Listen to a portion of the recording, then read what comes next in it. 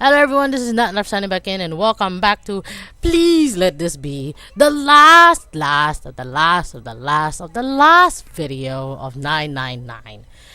We're here, with Seven trying to remember the names as in his head, because his amnesic brain is starting to kick in. And if we actually went through another path, if we went to the other path with me, you'd know that this guy remembers the 4 people, and that he was in the vent of the incinerator, I think, according to that picture, because he's a cop before. Cradle pharmaceutical, non-rechargeable. Then he stopped, sat down in the picture, and looked at the red light near his feet. His eyes narrowed. Then suddenly his eyes went wide, and he shot up straight. "I took a piss!" "Shite!" "What? What's wrong?" "Holy shite! This is nuts!" What nuts?" "I remember." "Remember what?" "Everything." "Everything?" Yeah. I remember all of it. My memory's back. I remember what happened before I got snatched. Sorry. Ew. That burp didn't sound nice. Or taste.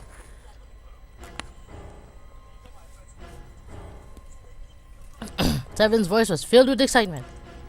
Shock and excitement had frozen Junpei in pace, along with Snake and Clover. "Let me tell you what happened." Casey drew a shaking hand across his mouth and began to speak. "Are you trying to wipe your sweat and your saliva?" Like Snake said, Ace is hungry. From the right, the other 3 are Musashi, Hido, Nijisaki, and Kabuta. Musashi was the man with the cash. Nijisaki was Hongo's right-hand man, and Kabuta developed the actual technical details of the experiments. Realization began to dawn on Junpei, along with the crashing question. "How do you know all of this?" "Come on, man, I told you, I finally got my memory back." "No, that's not what I mean. I'm trying to ask you why you knew all of this stuff in the first place, before you forgot it." Seven rubbed the scar on his chin. "You really want to know? I got scratched here by you, because I'm a cop." "Of course." "Me too." Snake was the only one who didn't voice any sort of agreement. He looked at Junpei as if he simply was waiting to see where Seven's suddenly recovery might take them. "This is gonna take a while. Hell, it'll probably take me a good 3 days to tell you." "Well, you don't have 3 days. Just give us one short version." "Short version, huh?" The big man pulled off his hat and scratched his head. He made a face and put it back on. "Right, fine. I'll give it a shot. No promises, though." Junpei and Clover nodded earnestly. Seven was a lone wolf detective who valued his own code over the rules, doing what was right over doing what you were told. That was why on that fateful day he'd gone with his gut, gone to the wharf at night on a slim lead. It was 9 years ago. The wharf had been dark and cold and foreboding. At the time, he'd been investigating a spate of kidnappings of all them children. They'd all had one thing in common: a history of visits to one particular hospital. The hospital had been under the management of Cradle Pharmaceutical, and Seven's investigation had turned up evidence that Cradle had been involved in the kidnappings. After a little persuasion, he'd managed to finally get a real lead from someone inside the pharmaceutical, CP. He told him that night a ship was set to take the children from where they were being held to a large passenger liner docked offshore. Seven had, of course, gone to the wharf. Hidden in the shadows, he searched the harbor until at last he found the ship he was looking for. There were a number of human shapes nearing the ship. There were many in the black suits, most of them carrying large bags. The bags, there was something about them, the way they moved, they carried. They would not be any mistake. There were human beings in those bags. The kids. He had moved before he even realized he was going to. Out of the shadows he came, his gun already in hand, and someone knocked him out. "Don't move." They were his, and then inject him with something, and he found himself locked up in a room. Then he tried to go through the crate underneath the bed. Still ends up in an incinerator and tries to rescue all the kids. He felt metal touch the back of his head. "Drop your gun," came the cold voice from behind him. "I could kill you right now. It would mean nothing at all. I need only a tie and anchor to your feet, and I doubt anyone will see you perhaps for a week or so. Is that what you'd like? The fisher will be thankful for the meal." With words, he felt the cold metal thing behind him press against the skull. Slowly, Seven crouched down, laid his gun on the ground. Yup. He felt a sharp pain in his neck. A needle. Was it some sort of drug? Yep. As he was thinking that, Seven felt his face hit the cold concrete beneath him. Pack! He could feel the chill of it seeping into him. Can't speak English. Why? What is wrong with me? Ah, dang it. Shit. My head hurts. Seven woke up to find himself lying on the hard floor. I do it. He twisted his neck to peer around the room. Where am I? I'm in the toilet. A small shabby bed and a dirty sink. A toilet with no stall or privacy of any sort. As a cop, it was a place Seven had all seen too often. Hey, stop eating the peanut butter! If you want to eat the peanut butter, eat it with bread. Stop eating the peanut butter! Your auntie's gonna be very upset if there's no peanut butter left. Everyone in this family likes peanut butter. I don't. Good thing too. That's why no one steals my mayonnaise, because no one likes mayonnaise. I don't know. I'm weird. I like mayonnaise. Everyone likes peanut. That doesn't really... As a cop, it was a place Seven had seen all too well. I'm in a cell, huh? Opposite the toilet was a door set into the wall. He struggled to his feet and hauled toward it. Herg! He gave the door a good shove, then another, then tried pulling it. Nothing. It didn't open. Well, that was about what he expected. What's that? 3? Anna. It wasn't likely that someone would put him in the cell only to leave it unlocked. He threw himself against the door a few times, but to no avail. You're not Hawk. I knew it. Silver groaned to himself as he moved toward the back of the bed, sat down. He sat there for a very long time, just how long he wasn't sure. At last he began to nod off, nearly falling asleep when he was roused by a distant voice. There's over. It's 9. The voice was far, far, very far away, so he couldn't understand what it was saying. Nonetheless, it was a voice, and a high one, most likely a child. His eyes shut open. 10.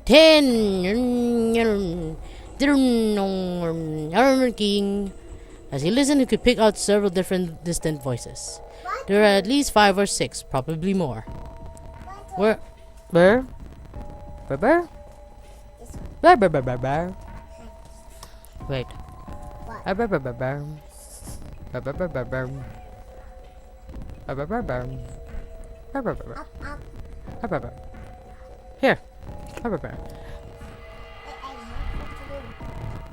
Okay, my daughter's like saying, "Oh, there's a Moisker notification, tweet notification on the front. I cannot watch my Peppa Pig." Where were the voices coming from? Oh, not again. Don't tell me Mr. Happy-Go-Lucky's over here again. I knew it. I knew it. I knew it. I knew it. Why are all these things coming out for no reason? This is not making any sense. Okay. Frantically, perhaps the door. No. No. That wasn't it. Where was it coming from the left? Was it coming from under the bed? He grabbed the bed and flipped it up with ease. I see a grate. There it was. There was a hole for ventilation in the wall where the bed had been, covered with a metal grate. Seven lay down in his stomach, peered through the grate. I can't click. He couldn't see anything. It was too dark. Oh gosh, what is going on with this computer? Something is freaking this thing up. Something is freaking out my computer. Well, don't matter. This was the start of the voices. For a moment, he was confused. Why were there children nearby? Then he remembered what the man from the Cradle Pharmaceutical had told him.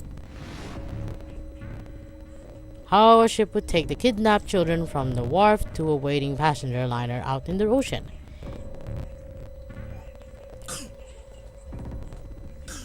Was 7 on that passenger liner. Well, 7, could you at least give me the name of give me your real name as a cop? I would like to contact you. It didn't matter. It mattered if I can press this. Ah! Hopefully it's running now. Doesn't matter. The matter was that he found a way. They could find a way to the children. Can't speak. 7 looked at the metal grate. Could he fit through the hole? Well, not with your broad shoulders. He stuck his fingers to the grate and grabbed a hold of it. And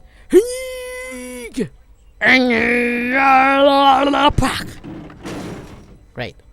You broke it. Pant, pant, pant. Yeah, how'd you like that, you?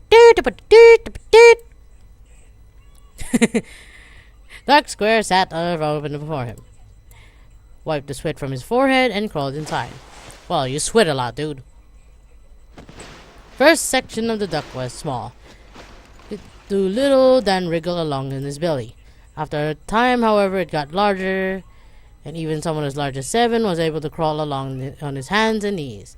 It felt like he'd grown from an inchworm to an insect. Great. Not much of an improvement, but it was better than nothing. What? They began to wonder where the duck would take him when there was a thunder sound like a massive metal door slamming shut. Then he heard a voice. Warning! Warning! Emergency incinerator command has been acknowledged. Automatic incineration will take place in 18 minutes. Please evacuate the incinerator immediately. Repeat. Emergency incinerator command has been acknowledged. The voice wasn't harsh, but something about the calm which it spoke made it even more terrifying.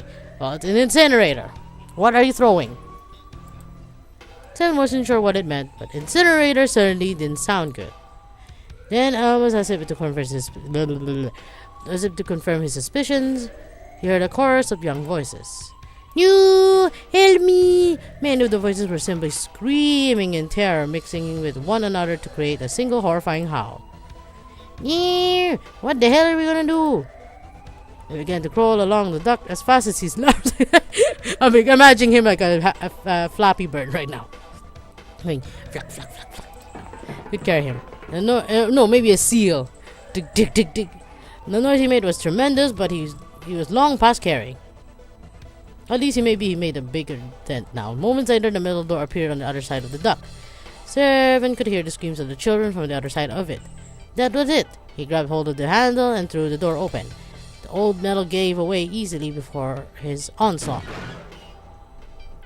What the heck is this place? The room he was looking out onto was had a dome for a ceiling and 9 equally sized walls. On the top of the dome was an upside down funnel. It looked about almost like a chimney. Then he looked down. They were there! The children he'd been looking for. They stared up at 7, their cries silenced for a moment by surprise and fear. Whether they were scared of the room or by him, 7 couldn't tell. It was certainly possible that they were frightened of both. Not that I could blame them. Running into a mug like this when they're scared already shitless, he permitted himself a short snort of the laugh, then turned to the children again. Don't worry, kids. I'm not your enemy. I'm one of the good guys. I'll sing one on the moon. Except for one.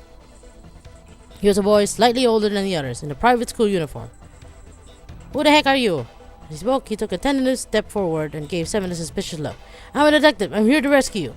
The moment the words were out of his mouth, he could see the children relax. How are you going to help us? The boy in the uniform asked. Where's the exit? 7 responded. There isn't one. The door we came in through won't open. Over there. Oh, he got himself off concerning something, then continued. Anyway, there's no point. We all can't get out of here. If we don't get out of here, we're gonna be burned to death. Burned to death. Can't you hear it? That voice said the incinerator's gonna start up soon. Oh, great. The voice spoke again. Automatic incinerator in taking 15 minutes. He took 3 minutes wriggling into that. That's massively cool. He only had 15 minutes. Looked back down at the children. It was a good 20 or 20 feet off the floor. There was no way he could pull the children up. Okay, so he has to go back and get the bed sheet. And then he had an idea. Wait right here. I'm gonna be right back. What? Where is he going? Why are you just gonna leave us here? Seven in his bed smiled when he felt what he felt was a reassuring smile. Don't worry, alright? I'll be back. I promise. Just stay calm and wait right there. What but? He didn't wait to hear them respond. There wasn't time. Go back. Ouch. He ran back. How can he run? It's in the tunnel. As fast as a man could run on his knees and hands. Before long, he was back in his cell. I don't want to look in the toilet, but he had a plan. Something there that he needed. The bed sheets! As soon as he was finished, he dove back in the tub and took off toward the incinerator. Blang, dang, dang, dang. Sorry to keep you guys waiting. Leaning out of the door in the duct, Seven lowered the rope he brought to the floor in the incinerator. That's the bed sheet. In the cell, he tore the bed sheets into strips, tied them together to make a rope. Seven himself, it wasn't very attractive, but it did the job. Done. He got the job done. Right, just tie around that yourself, okay? I'll pull you up one by one. Right. Wait a second. That was when he noticed. There were more of you before. Where'd the rest of you go? The boy in the uniform answered. I let him go ahead. We opened the number 9 door and they left. You telling me you opened that door? That's what I said. Then what the heck are you doing here? We couldn't go with them. Why not? Look, the only people who can go through the number 9 door... Ah, come on! Automatic incineration will take in 9 minutes. That took you a long time, dude! That's like 10 minutes of shredding blankets. Oh, man. Look, Jet can wait, alright? Just get us out of here. Right. Seven got a hold of the rope. First one got up with the girl with ponytail, next to the girl with the red necktie, followed by the boy in a jacket who would climb up on his own. Oh, that one. The last was the boy in the uniform. Like the boy in the jacket, he climbed up on the rope himself. He looked scrawny from above, but he looks belly impressive strength. Okay, never mind. He scaled the rope quickly, but as almost to 7, they hear the sound of someone knocking. All eyes turned to the door. Cut into it was a thick square window. On the other side, they could see a furious face. What is going on here? Why is the room empty? Where are those freaking kids? Okay. No.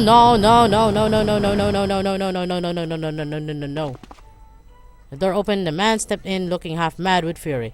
Saren recognized his face. He'd seen him many times in photos during his investigation. The man's name is Hongo. Great. The boy hanging from the rope. Rog! He roared like an animal and lurched for the rope. Hurry! I know! The boy in the uniform resumed his scramble up the rope. Toot! Get back here, you boot! It's 15 feet away. 10. The moment he came to where arms reached, 7 grabbed the boy in the uniform. The jerk, he tossed him into the duct behind him. Bang! Sorry if I hit you in the Sorry if I hit your face somewhere. Ow!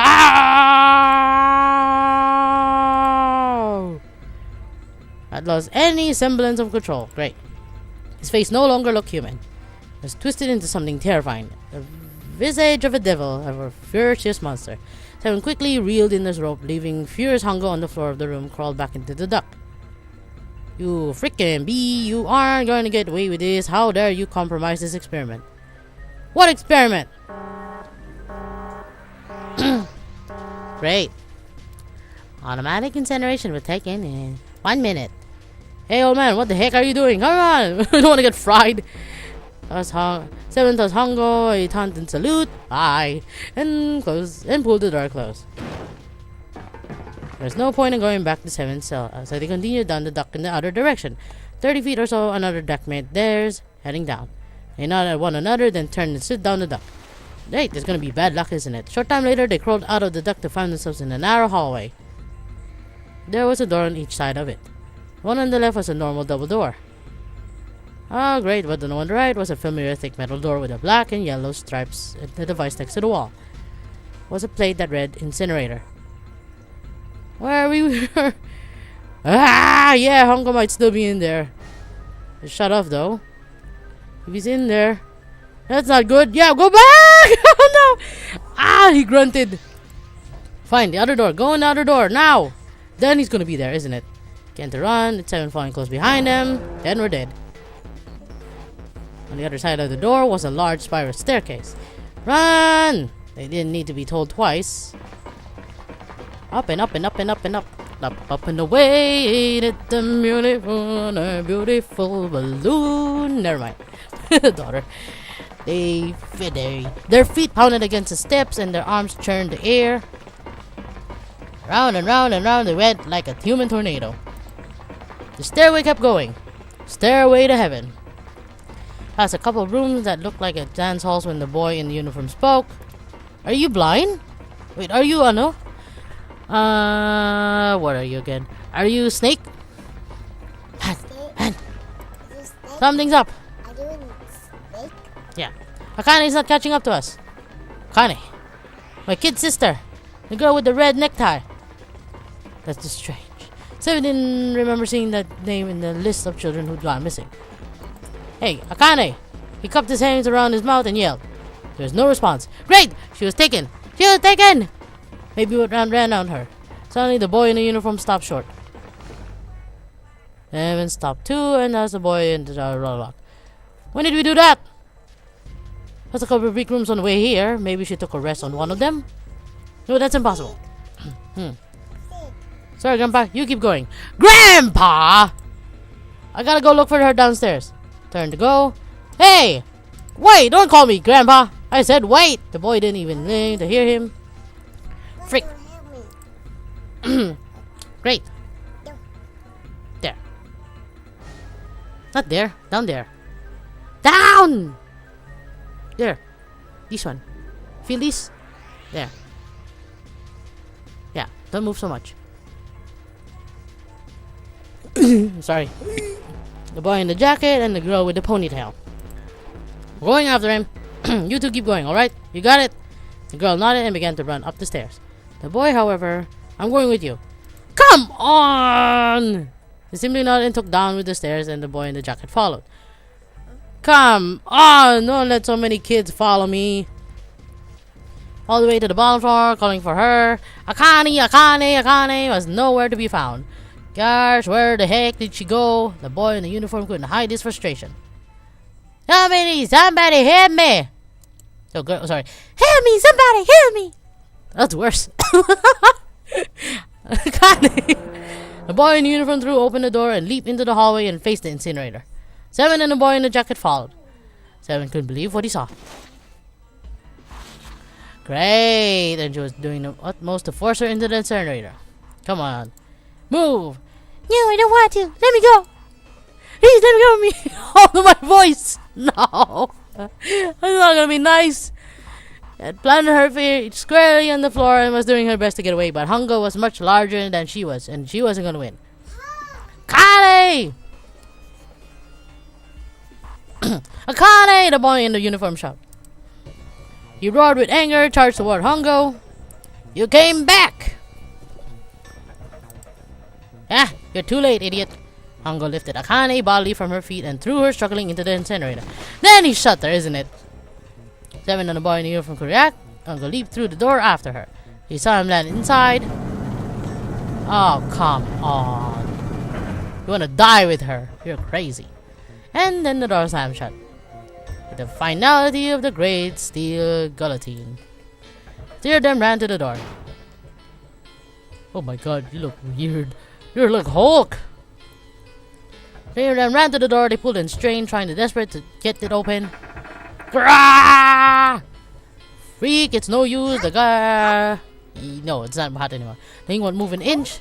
Yeah. No. No.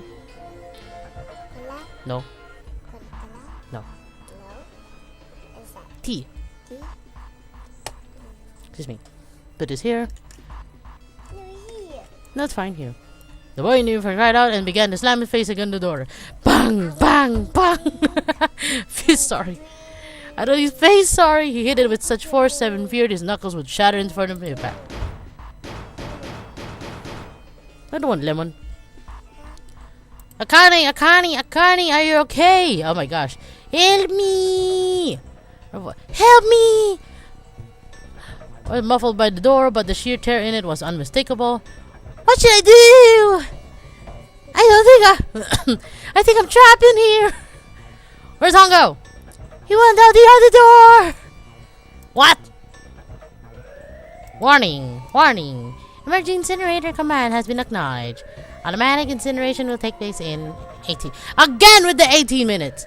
Please evacuate the incinerator. Repeat. Emergency incinerator command has been acknowledged. You a-hole. Someone was at a loss. It's the same damn thing. Are you there, Akane? Yeah, we're here. Just hang on, alright? I'm gonna figure out a way to save it. Go back inside the hole. She could have seen the bodiless face of the boy in the uniform. His words would have seemed a little more than a sick joke.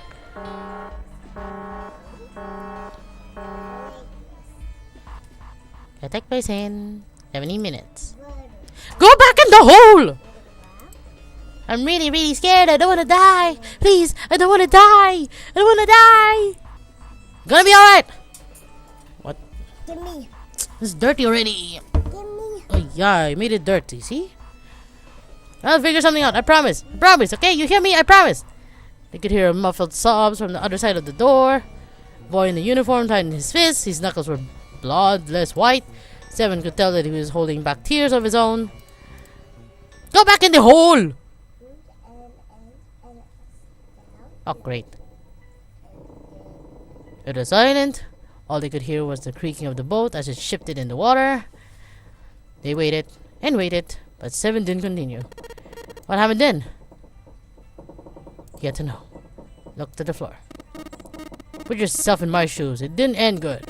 You think I want to remember that? Yeah.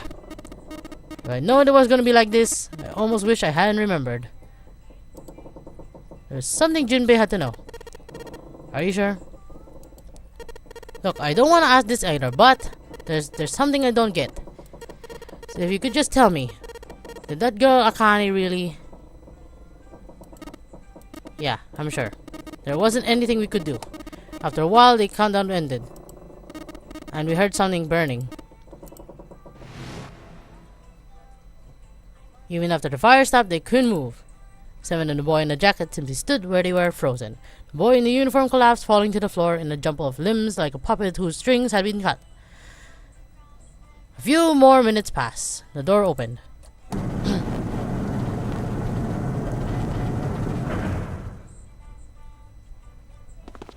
The boy in the uniform stumbling on his own feet. Seven and the boy in the jacket followed, still too numb to speak. The good air in the incinerator was hot. Every breath made Seven's lungs feel like they were on fire. The air shimmered with heat. And in the middle of the room, beneath the waves of heat, there it lay.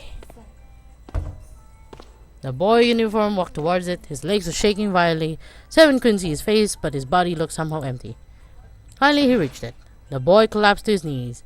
His legs were no longer able to support him. Great. I don't blame you.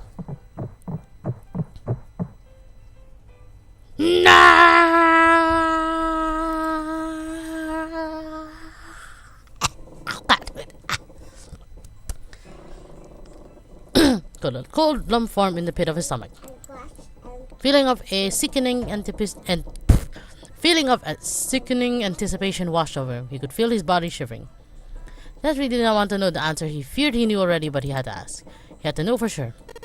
Can I ask you one more thing? What? The girl Akane. What was her last name? What does it matter to you? Just tell me! Looked at Junpei curiously and ran his tongue quickly over his dry lips. Kurashiki. Her name was Akane Kurashiki. Something inside of Junpei stopped. He had no more words left. He had no more Junpei left. It was just a shell of flesh and bone. Seven turned to Snake.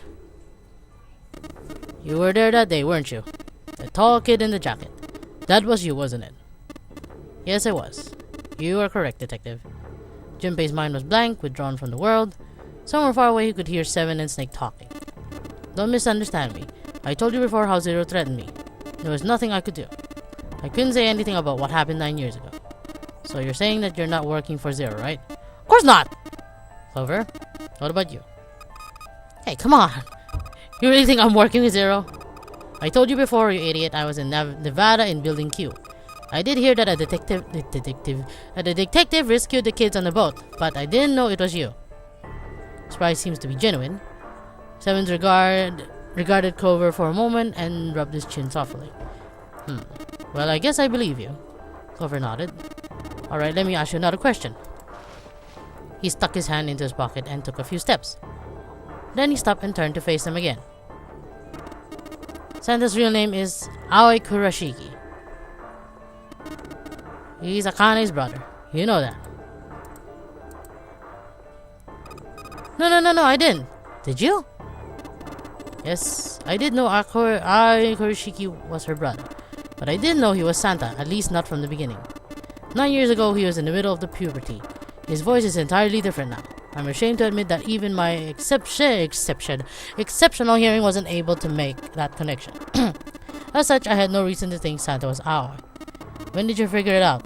A short time ago, Clover told me that Santa might have been one of the subjects of the initial experiment. When she told me that, I had a feeling.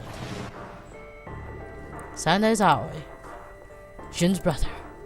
That spark caught flame in Junpei's lead and mind, and the fog began to clear. Like the engine beginning to turn, images and thoughts began to coalesce in his mind, coming faster, forming bigger images, bigger thoughts. Junpei blinked. He was back. There's still a lot we don't know. I mean, like a lot. There is one thing I think we can say. What's that? The body we found in the shower room had to be Nijisaki dressed up to look like Snake. What? Come on, man, what kind of a detective are you? You didn't figure that out already. Come on, go easy on me, man. I just got back my memory, okay? Cut me some slack. Well, if he is the three murders makes sense then. Yeah, that's right, the murder. Kabuta blew himself up, but the murder. Why did these murders take place? If Junpei is correct, then the body in the shower room was Nijisaki's. That means all the people who were murdered were involved in the creation of the Nonary project. The person who conducted the actual experiments. Nijisaki, Hongo's assistant. The man who financed the project. You mean this was all just revenge? Santa is Zero. He's getting revenge for the death of his sister. No, I don't think Santa actually murdered anyone. Junpei didn't think, he knew. He couldn't explain why but how or did that Santa killed no one. Perhaps the madness of the last several hours had been driving him insane, but Ow! Don't poke me with a stick! Ow! At his sudden knowledge, and he began to accept it.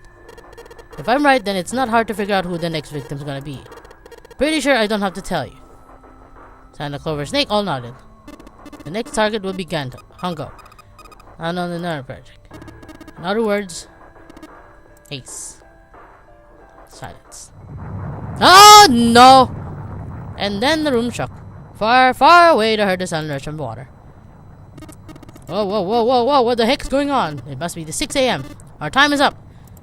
Come on, we need to get out of here. In the drawer that had held the picture was a keycard. Grabbed it. Betting this sucker opens the gate. Come on, let's go! Hey, run for your life! Where am I clicking? Alright, let's just swipe this card. Okay, it's unlocked. Let's go. Now we can go back to the library. Alright, let's go. Can't die here now. It took 30 minutes. This whole story took 30 minutes. I'm gonna have to make another one. It's not the last. Telephone. Well, how chaotic. So many things happen in less than 20 minutes. Okay, back to the show. The door opened. They stumbled in the library. Hi. Okay, put it in the neck. Not your ear. Okay.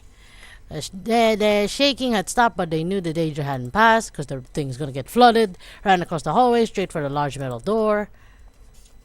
Next to the door was the Uranus card reader. Her Uranus! They slid the key through and the door rumbled open. Out of the library and into the hallway they ran. Where's the water? Where's the telephone? Where's the big telephone? You good? End of the hallway was the door. No. Pulled out the key and ran toward it. Okay, they shoved the key into the hole. I'm running far away.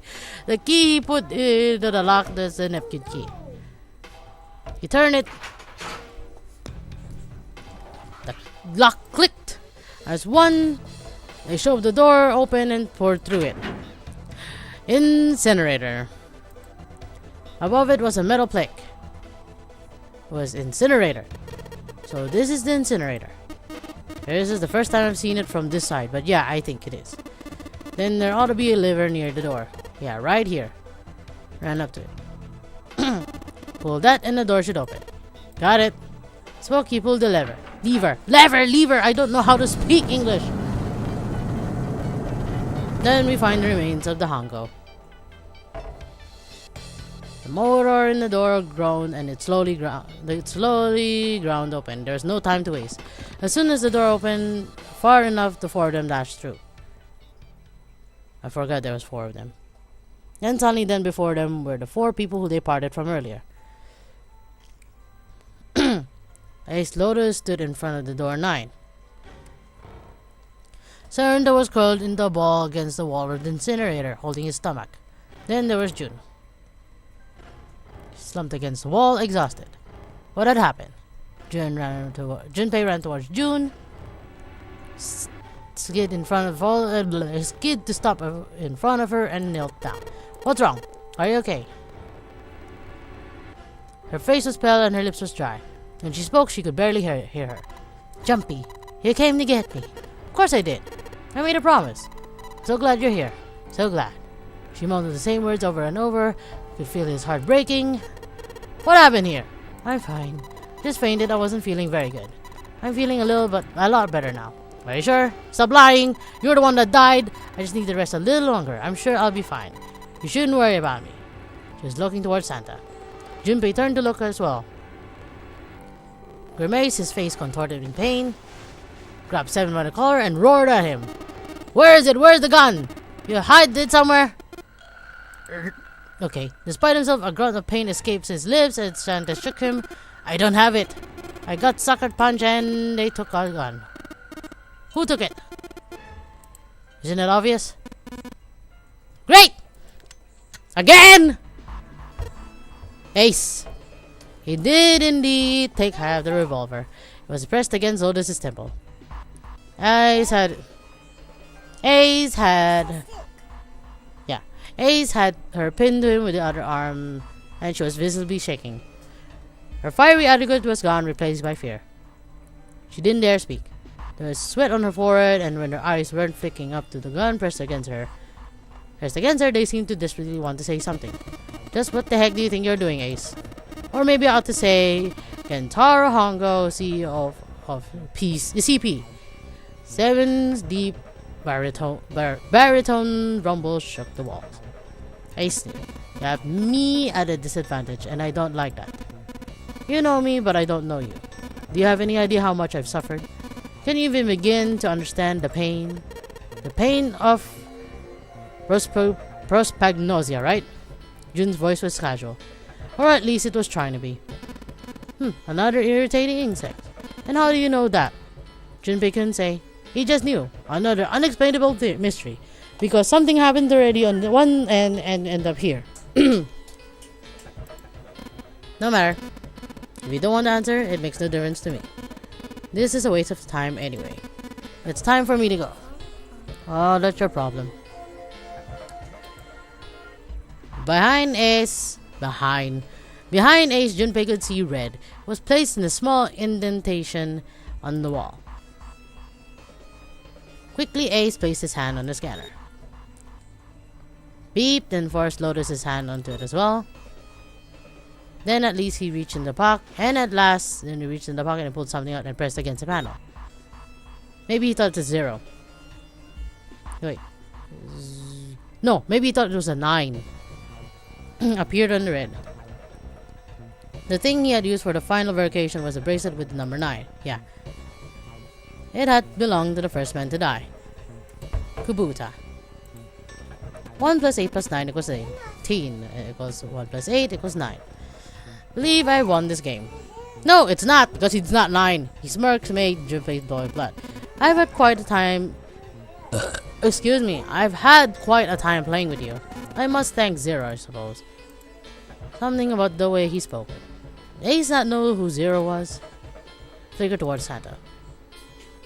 He hadn't moved since they entered the room. Santa was still holding his stomach and groaning off in immense pain. I'm not sure if it was real pain, but he wasn't sure it wasn't either. What the heck was Santa up to this time? This time. At this rate, this game ends now. I'll escape and the rest of you will have this slightly less pleasant ending. I suggest you enjoy your final moments. Goodbye. Error. Wait! Ace, of course, he'd know he to Seven's request and laid a hold of the lever of the red. With a sickening sense of finality, he pulled it. Error! What? Why isn't it opening? Lotus tried to make the advantages of Ace's confusion, managed to twist the sharp out of his grasp, but at the last second he grabbed a hold of her wrist and shoved it to the red. Sorry. He waved the number 9 over, and then his own, and then the 0. Pulled the lever a second time. It didn't say yes, it just said not. What is this? Why? The digital root should be 9. It has to be 9. Then why? Why isn't it opening? Did you stop the tape? Tita!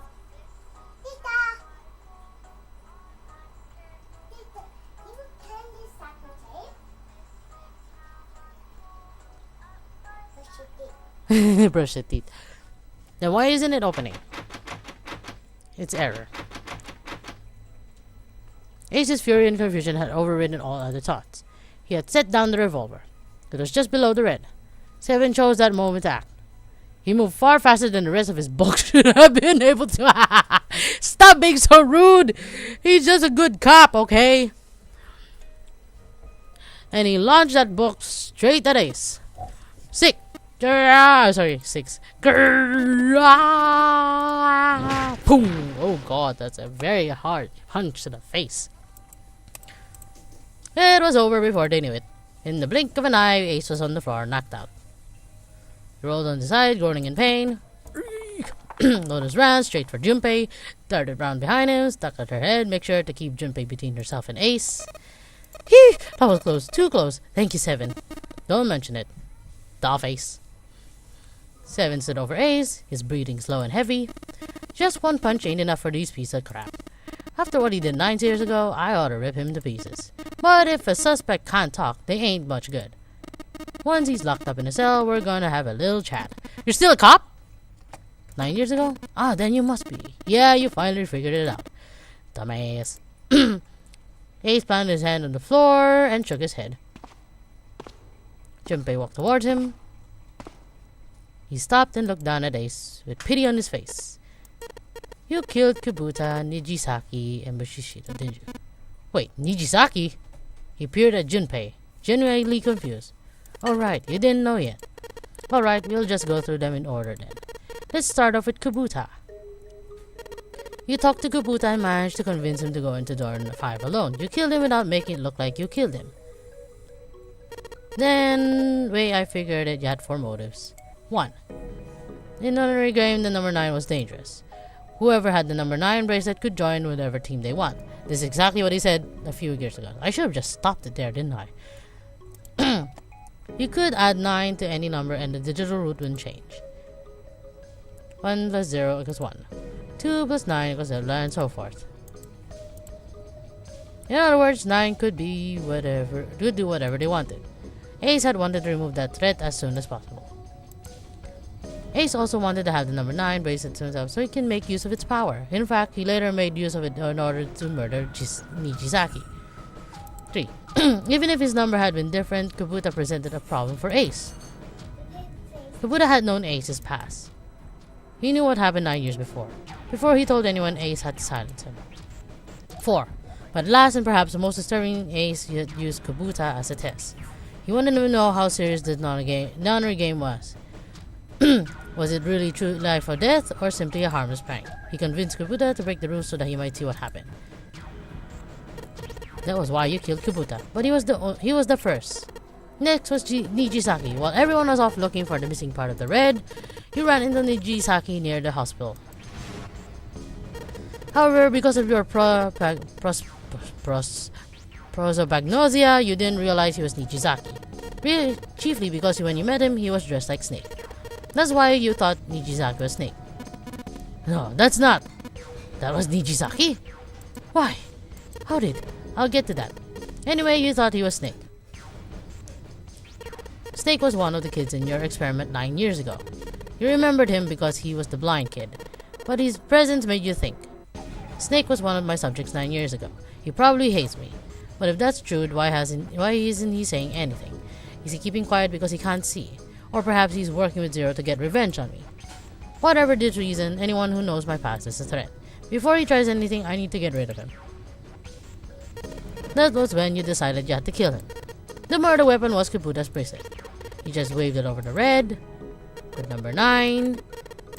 Nijisaki's arm and forced it in with your own. Scanner panel, I can't even read it in order. Then when the door opened, you kicked him in. 9 seconds later, the door closed.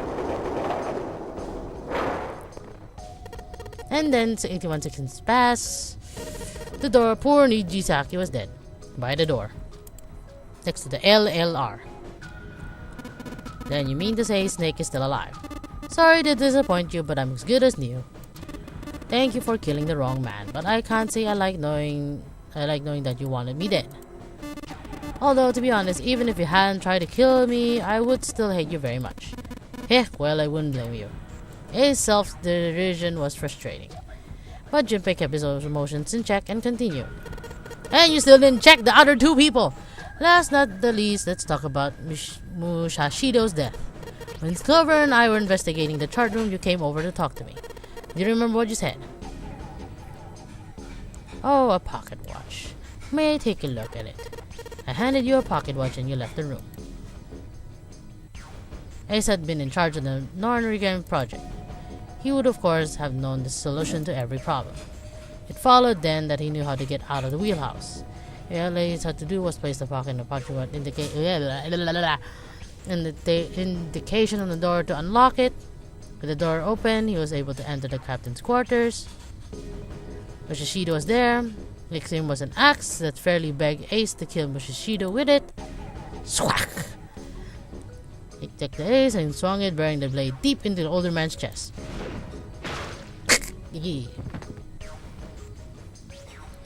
One blow was all it took. Afterwards, Ace returned to the chart room as no nothing had happened. There was something I wanted to speak with you about, Junpei. Could you come with me for a moment? With no reason not to, Junpei had followed Ace to the wheelhouse. When they reached the wheelhouse, Ace slipped his hand into the vest, pulled out a piece of paper, the piece of paper that Junpei had used to cheat during the vote, but it wasn't the piece of paper that Ace was after. His true purpose had been to slip the pocket watch into Junpei's pocket. It wasn't a very good plan, but it had far too many flaws, and the wrong word of discovery could have easily toppled it. What had made Ace so desperate? That was the only thing Junpei hadn't been able to figure out. Mushashido's murder is the only one I don't understand. You obviously did it, but why? Because of this. He reached down and pulled something out of his pocket. Folded piece of paper. Took it and opened. This is what it was said. Number 1. There are 2 ways. Yeah, I knew it. The safe paper. The first is to win the honorary game. Second, for you to confess your sins of 9 years past. Great. I've prepared a camera in the captain's quarters. Images captured by the camera will be streamed through a satellite and distributed across the world. Ah, that's why. Simply look into the camera and repent. Once you have confessed everything, I will release you from this ship. To make your confession more credible, I have left you a witness in the captain's quarters. Perhaps he will confess with you. The decision is yours. Do as you please. 0. When I woke in that room on D deck, I found it in my pocket. That was why I chose door 1 when we voted. If I went through that door, I knew I could get to the captain's quarters. As you said, I knew how to enter the wheelhouse. My plan was to find the pocket watch before anyone else. If I could, then my alibi would be set. At least that was the plan. Unfortunately for me, you got it first. That sleight of hand was the best I could manage on short notice. You meant to kill him from the beginning, right? Mushashido, I mean. I only knew Mushashido was the witness after I reached the captain's quarters. I asked him and he answered. He seemed groggy. Perhaps he only just woken from the sedation. I suppose Nijisaki was in the same state. He seemed confused and disorientated when I encountered him. Great, I can't even speak. But yes, you are correct. I intended to kill him from the beginning, even though I didn't know who he was. I proceeded to the captain's quarters in order to remove this so-called witness. Ace had confessed everything without me doing anything. What energy he had left to tell the truth, he sagged on his knees. Although he had confessed, his sins were not forgiven. Junpei felt revulsion for the pathetic man on the floor near his feet, but in among the revulsion was a hint of pity. After all, Ace had not been the only person who murdered those 3 men. Great. Junpei spoke quietly. Ace, you figured it out, haven't you? You were being manipulated. Yes, so it would seem.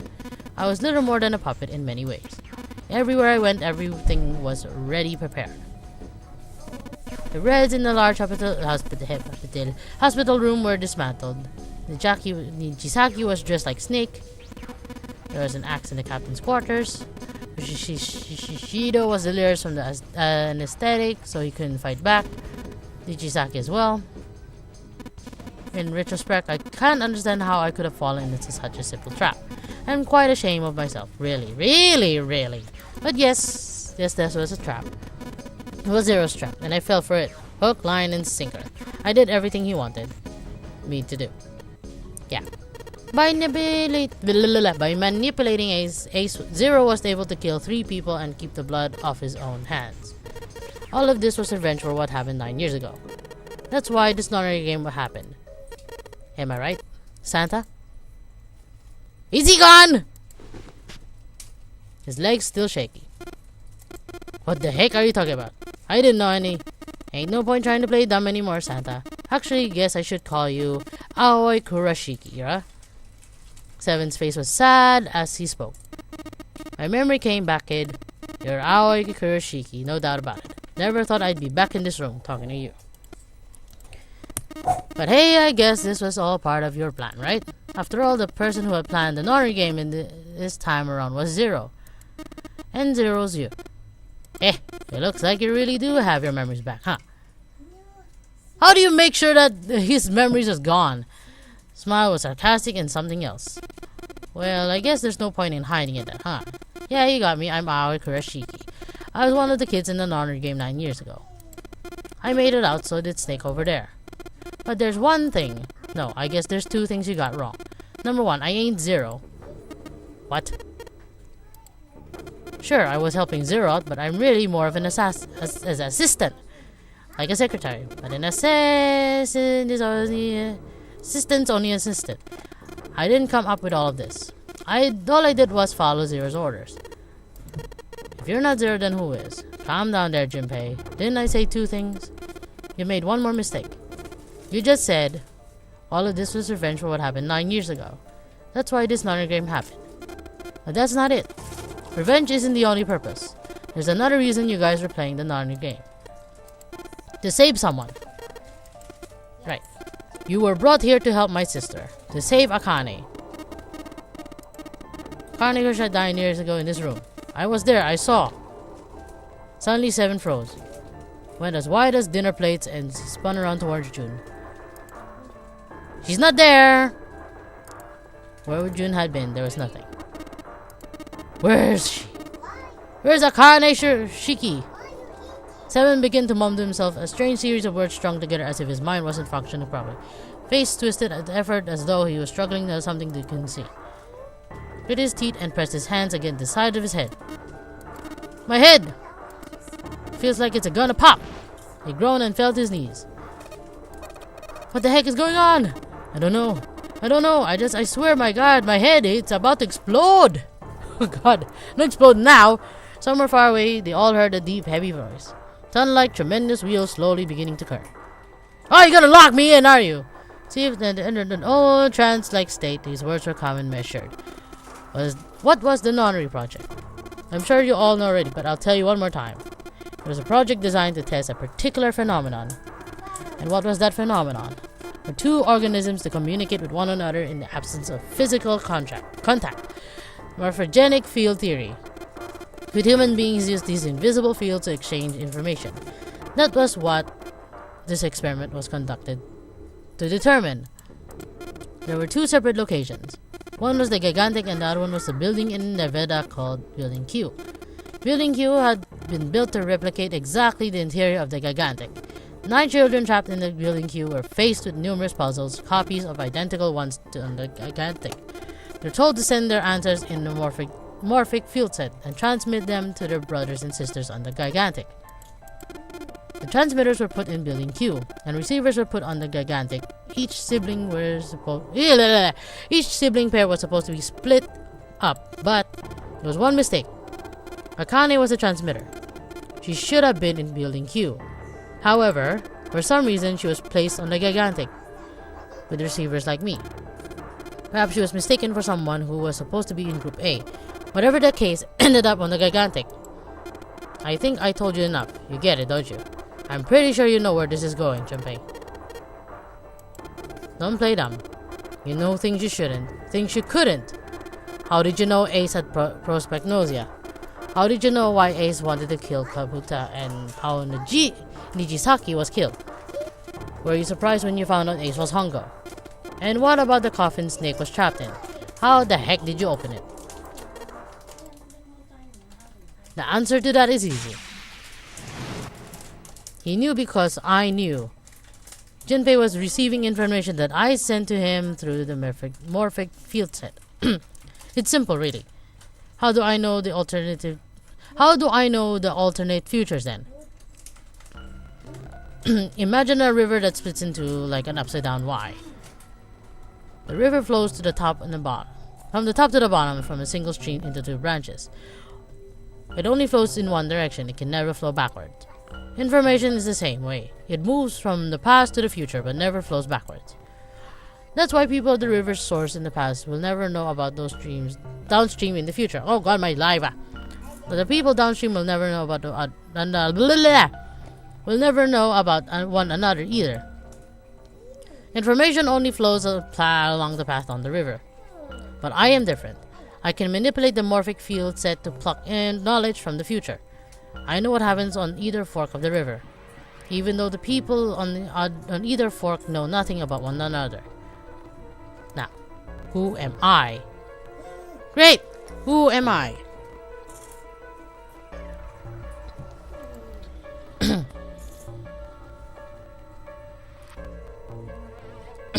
Oh, I am I, as in letter I. The 9th letter of the alphabet. Let's see, that's 18. But I am also 0. No, that's not true. I'm not really 0. Not yet. Perhaps you could say I am less than 0. I am 9! 0 is my future. In 9 years, I will be 0. What?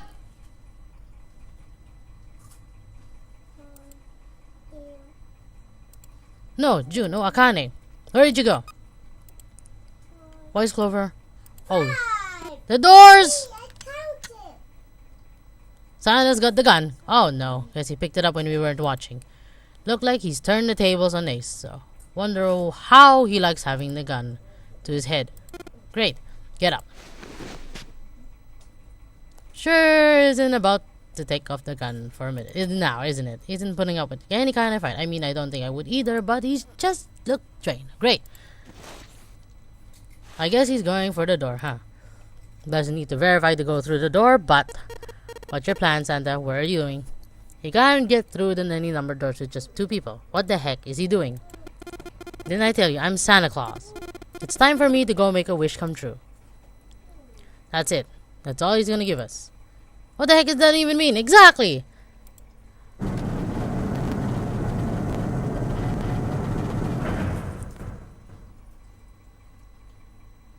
And now the gate's shut. Looks like the rest of us are stuck in here. They're all looking at me. At least Seven's headache is gone. He seems to be alright. Great, I guess there's no harm in trying. Let's see if this door still opens. Darn, well, it looks like this door isn't opening anytime soon. Great! You mean we're trapped? Yep. It would seem. What the heck is Santa trying to do? Don't shoot the guy outside. Oh my gosh, what? Have you considered where we are? Great, we're gonna get burned alive. There can only be one thing Santa would do now. Oh, no, no, no, you can't do this. Oh, but he is. We're gotta do something. Maybe we can still get out through the door. There's a red. Yeah, alright, we can do this. I've just gotta... No, it's not gonna work. There's no way. The 5 of us can open this door. 26.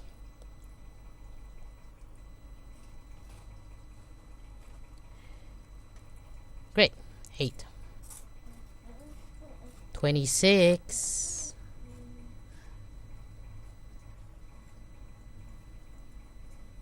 Does anyone figure this out now? If not, then continue watching. Is there any combination that will work? Can I borrow your pen and notebook? Sure, why not? I think I'm gonna need them. Ever again! Shirley looks purposeful. She's writing equations, a lot of them. Doesn't look very happy. What? Hey, no need to be ripping pages out like that. Jeez.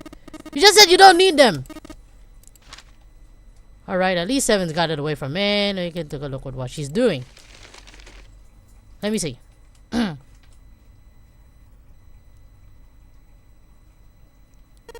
Oh, come on! Clover! Really?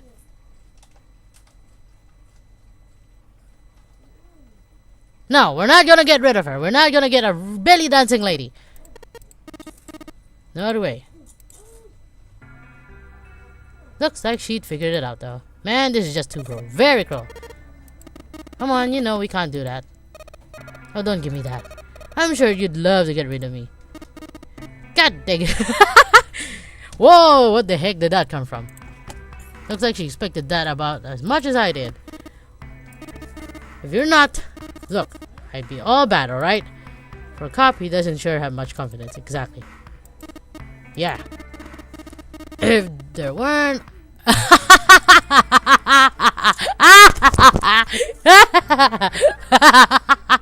What's that supposed to mean? If there weren't a-holes like you around, I'd be out of the job. What? Look, I'm just not leaving you behind, okay? End of story. 7. He's right, I'm not leaving you either. Me too. You don't honestly think I abandoned you, did you? You're all idiots. As tough as you want, Lotus, we can all see you're about to cry. You want to see your children, your babies. That being said, however, how are we gonna get her out? I doubt we'll be able to open the door anyway, even if we're about to leave Lotus. Why? I trust you remember what happened to Ace. I couldn't see exactly what happened, but I was able to guess what he was attempting to do earlier. At the red. No, what is this? Why? The digital root should be 9. It has to be 9. Then why isn't it opening? Just to see. Why don't we give it a shot? Give it a shot? Yeah, that is what I said.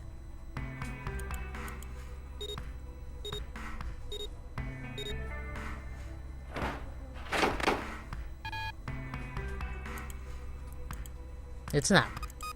You're right. It ain't opening. But it did open 9 years ago. The digital root was 9 then, I'm sure of it. You think maybe they changed the settings? Perhaps. No. That's alarm now. If we can't get to the door, we can't get out. The walls are way too high. There's no way we can get to the whole 7 from about 9 years ago. All we can do now is stand here and stare at the door with a 9 on it. Nope, it's gonna alarm that thing. Hey, why is everyone eating chips without me? Jeez. This is the end. Nope. Bromp, bromp, bromp, bromp, bromp.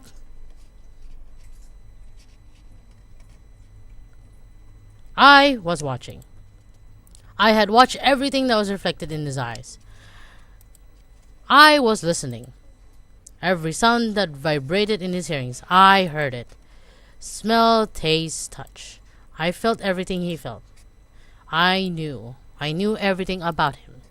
What he was thinking, what he was feeling, what he was sensing. All of his feelings and worries and fears became mine. My mind, my consciousness was inside of him.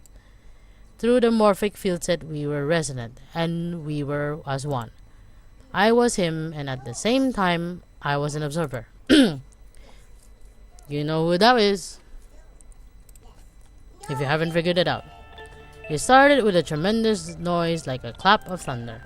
That was approximately 9 years ago. A bomb had gone off in the ship we were on. That was when my resonance with him began. My resonant event melted into him and we became one, inside of Junpei. Somehow I found myself in Junpei's mind, 9 years into the future. But I didn't lose myself. I was living in two realities at once. One was the present and the other was the future. Perhaps you can think of it as two movies showing on the same screen at the same time. Eventually it becomes difficult to separate them and determine which movie is which. However, if I concentrated and was able to focus on one of the other or the other if I concentrated, I was able to focus on one or the other. That was why I was able to grasp what was happening in front of me. Come on. Oh, that's so cute. The drawing. Oh, so cute. Not you. Come on here. That was my brother. Aoi. He was screaming. I followed him. Around me were 7 other children. You think about it. How come they were on here and they didn't survive? How about the other 2? They all look like they're about my age. Come on. Hurry up. We ran down a long straight hallway and burst into a large hospital room.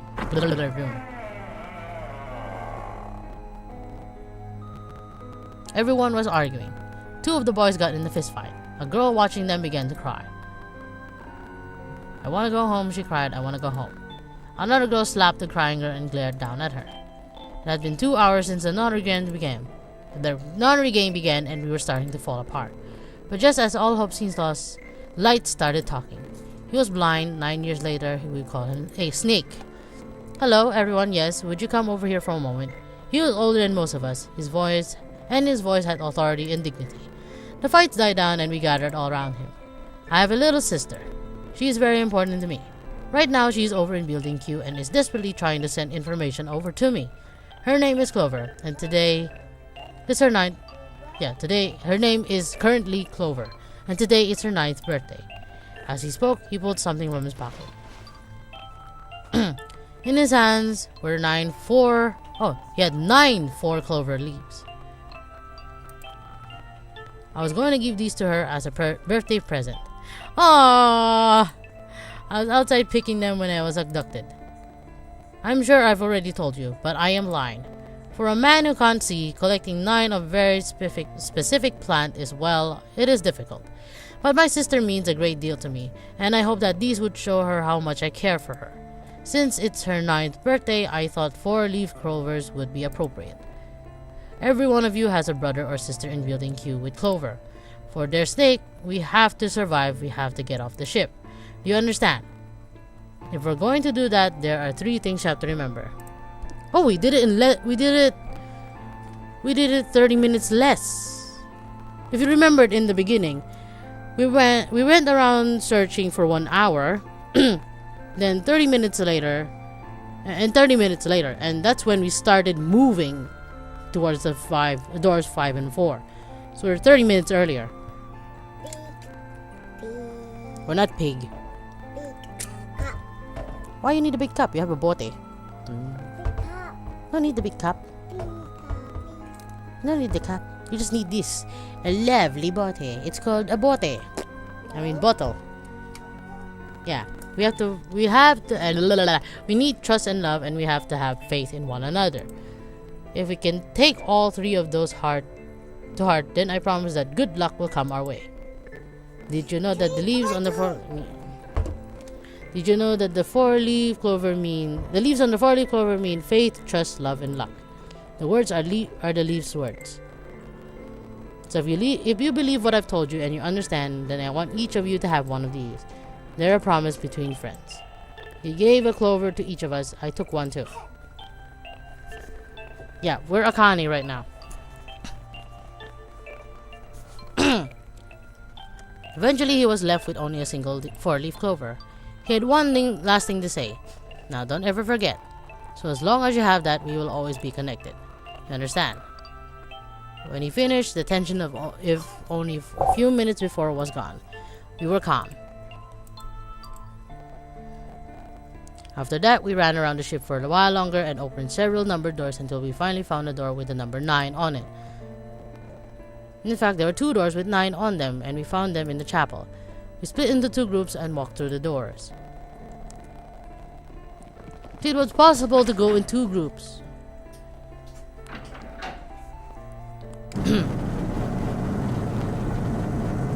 This sad story. Hey, what are you doing? All along we found ourselves in a room with the ceiling that looked like an upside-down funnel. For some reason, this room had another number 9 door, but this time it was only 1. But if there was only 1 door, that meant only 5 people could escape. What are we gonna do?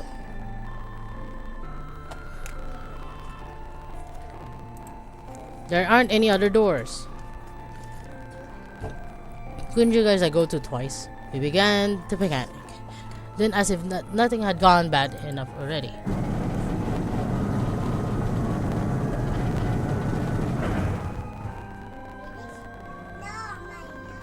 Warning. Warning. Emergency incineration command had been acknowledged. Automatic incineration will take place in 18 minutes. Please evacuate incinerator immediately. Repeat. Emergency incinerator command has been acknowledged. What? What's happening? What did that thing say? That didn't sound good. My brother, I swallowed hard and answered. I think this means this room is gonna burn. Burn.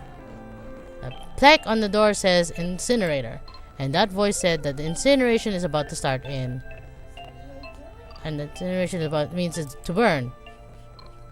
No! Help me! Abject terror filled the room as everyone began to scream and cry. Every pair of eyes were filled with despair. Then, high up on the wall, the door opened and a man appeared. It was a huge, frightening mountain of a man and as large as a bear. 9 years later, we would call him 7. Don't worry, kids. I'm not your enemy. I'm one of the good guys. I'm a detective. I'm here to rescue. The rest happened just like 7 had said it did. 4 of us who had stayed behind were saved by 7. We crawled through the vent away from the incinerator and slid down into the hall. We came out of the other end of the door. On the opposite wall, a set of double doors. Went through those and began to run up the spiral stairs. As we ran, I led the way. Behind me were Nona, another kid I don't know, my brother Aoi, Snake, and 7. The other children, the ones who'd gone through the number 9 door before us, were up ahead. I could hear them cheering on. We ran and ran and ran. We leaped across as many stairs as we could and kept running. Stairs sprawled upward like a tornado. Eventually, I pulled ahead the rest, as Nona had slowed them down. They didn't want to lose them, so I slowed down as well. I didn't stop, but I glanced over my shoulder from time to time to see if they had caught up. That was when I realized. Where is it? Did I drop Jumpy's present? Oh, you crazy! I knew I had it with me when we passed through the vent. Then I dropped it when I slid out. Got back, I had to, but I knew I couldn't tell the others. They would stop me, I was sure of that. I didn't stop to think, I simply moved. I ran to the central hall, the room that connected to all of the other areas on the ship. And it hid in the shadows. A moment later, I felt a run of wind as they ran past me up the staircase. Oh, that's a really ugly face. I'm sorry. I waited until they were out of sight, and then I ran. I moved as quiet as I could, down, down, and down. Finally, I reached the bottom deck. I ran into the hallway and looked around frantically. There it is. Just it was where I thought it would be, sitting under the opening of the vent. I ran and snatched it on the floor, but as I ran towards the stairs and freedom... Oh no, you could have just went.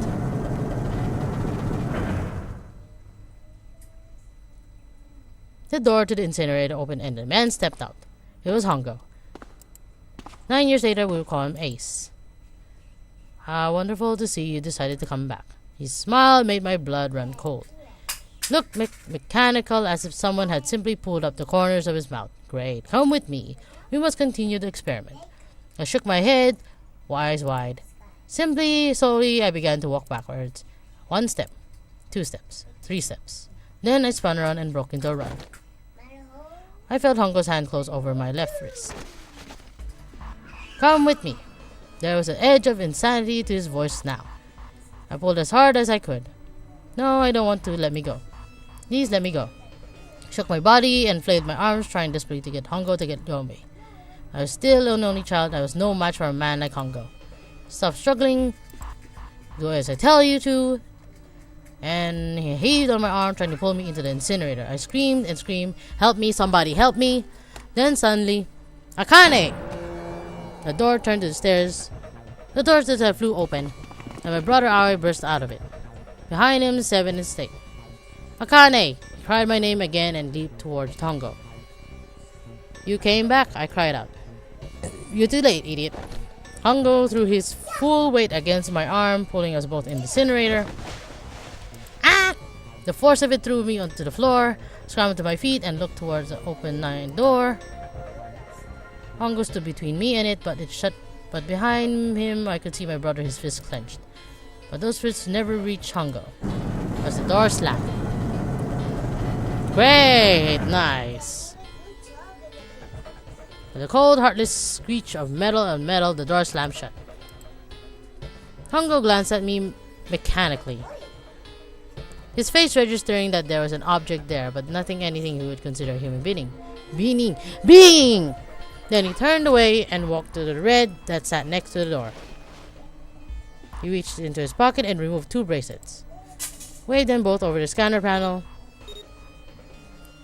Passed it on the red. He checked the scene, then tossed the bracelet carelessly onto the floor. What he was doing, what was the point? He made no effort to explain himself or of course. He said nothing at all and walked past me as though I were nothing but more than a rock by the roadside. Moments later,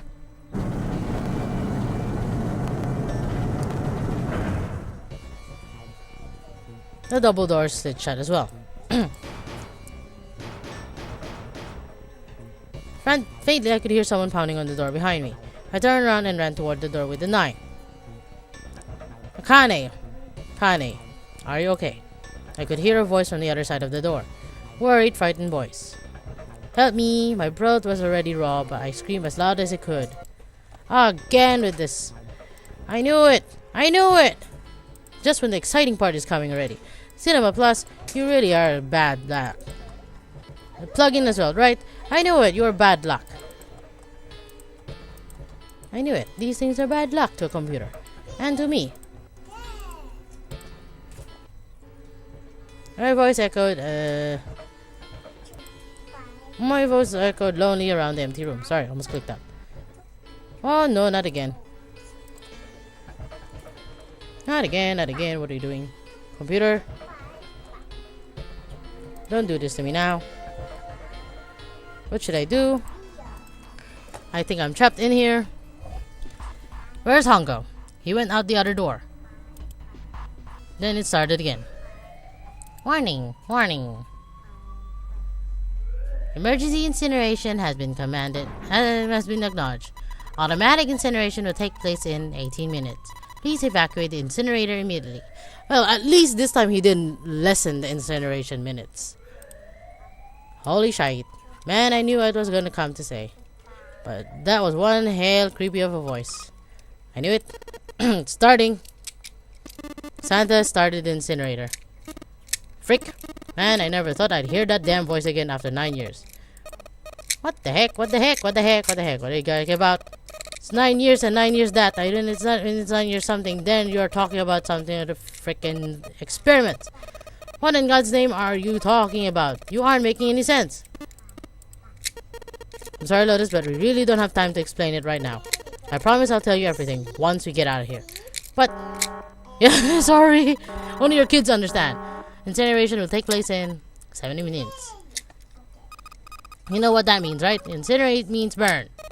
What kind of an idiot do you think I am? What kind of well, God dang it. Okay, fine. I won't ask anything else.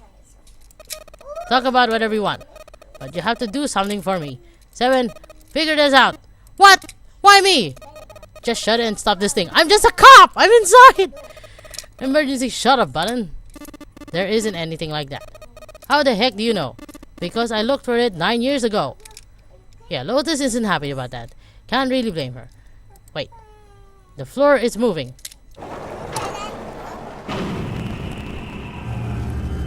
We're going to do what happened 9 years ago in this very room. What else can I say about it? But what the heck is that?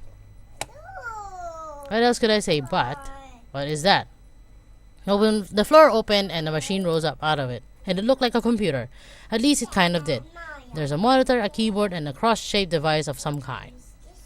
Something about that machine scared me, but I forced myself to walk up to it. I was terrified. I thought the fire's gonna run. Tears poured down my face. I wiped them off even as more took their place. I forced myself forward. Finally, I reached it. I looked at the screen. It was blank. All I saw was my own frightened face, staring back from me from the glass. Yeah, it's stuck. Yeah, because you broke it. Great. You broke it and you made it dirty.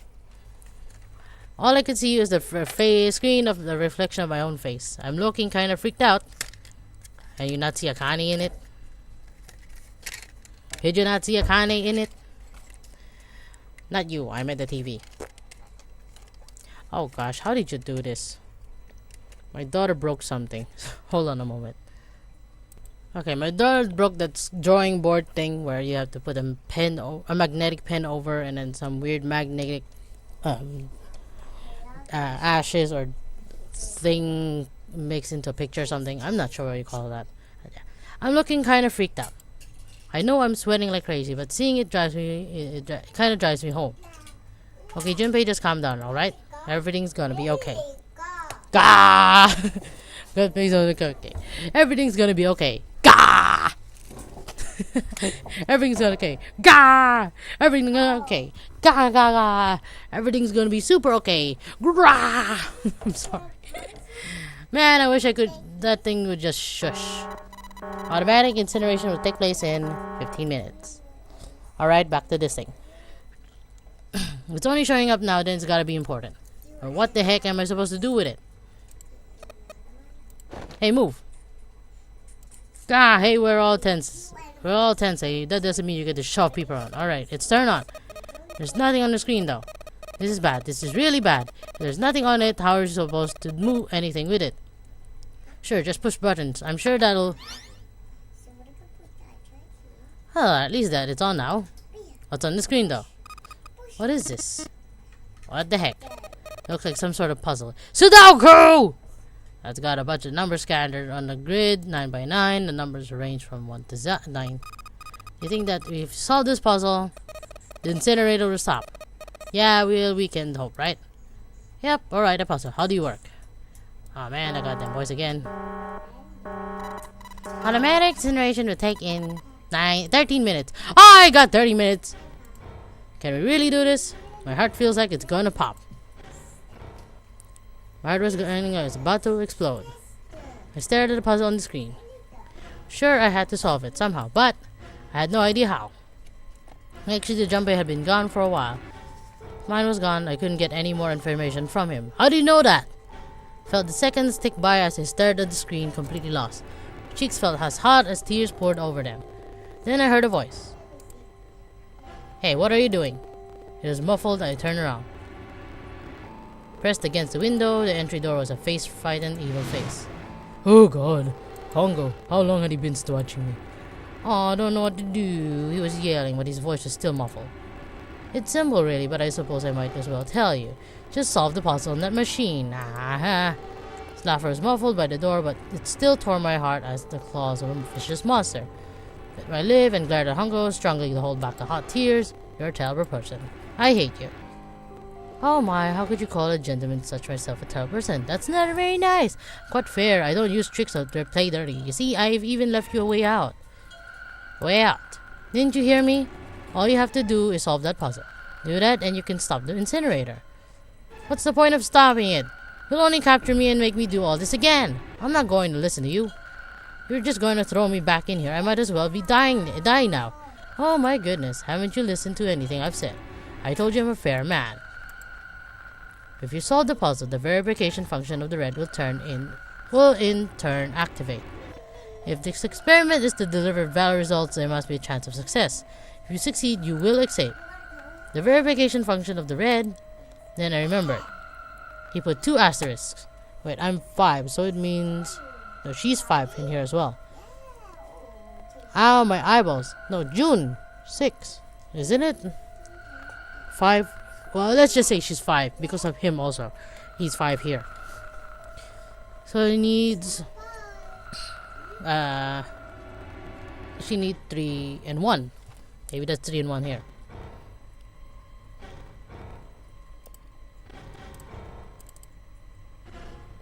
Ah, so you do remember. Right now, there are 2 numbers in the red. The first is 1 and the second is 3. Say, Akane, what's your number? Look down at my left hand.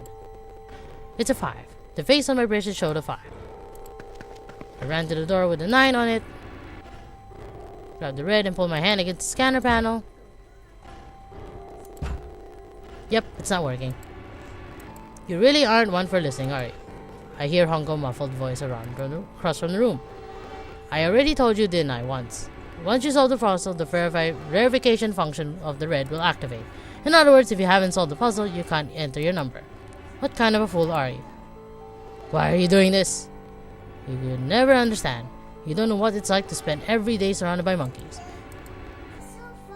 Now start the experiment, solve the puzzle. Why can't you just do it on your own? I don't know how. Of course you don't. Isn't that the point? You understand, don't you? Access the morphogenic field and find the solution.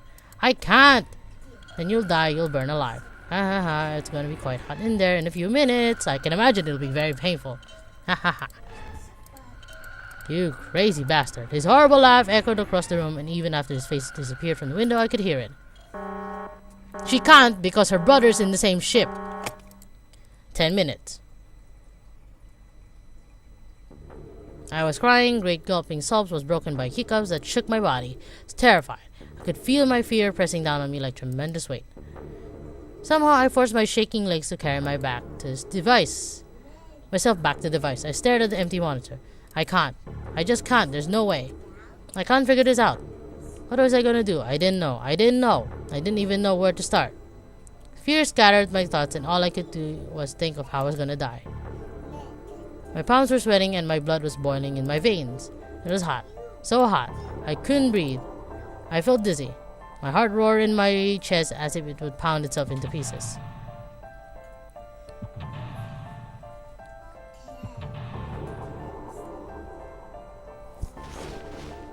I reached into my pocket. I wrapped my hand around the thing I'd come back to get. The doll Jumpy had given me. At least I had that. I held it tight with both hands and prayed. Help me, Jumpy. Help me. Help me. Help me. Jumpy. Jumpy! Please. Help me. Jumpy. Akane! Who the heck is Akane? Shush! Just shush! Don't understand. I think Clover and Snake have an idea though. Looking at me. And I think Snake may have figured it out. No, it doesn't matter. They're in my way. Where'd she go? Maybe she's over here. Akane! Can you hear me? Akane, say something! Frick, did something break our connection? I swear I just heard her. Akane! Answer me! Akane! Jumpy? I spun around.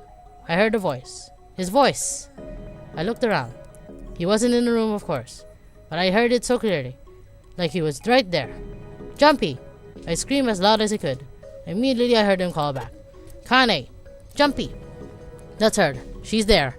9 years telepathy, sorry, telepathy.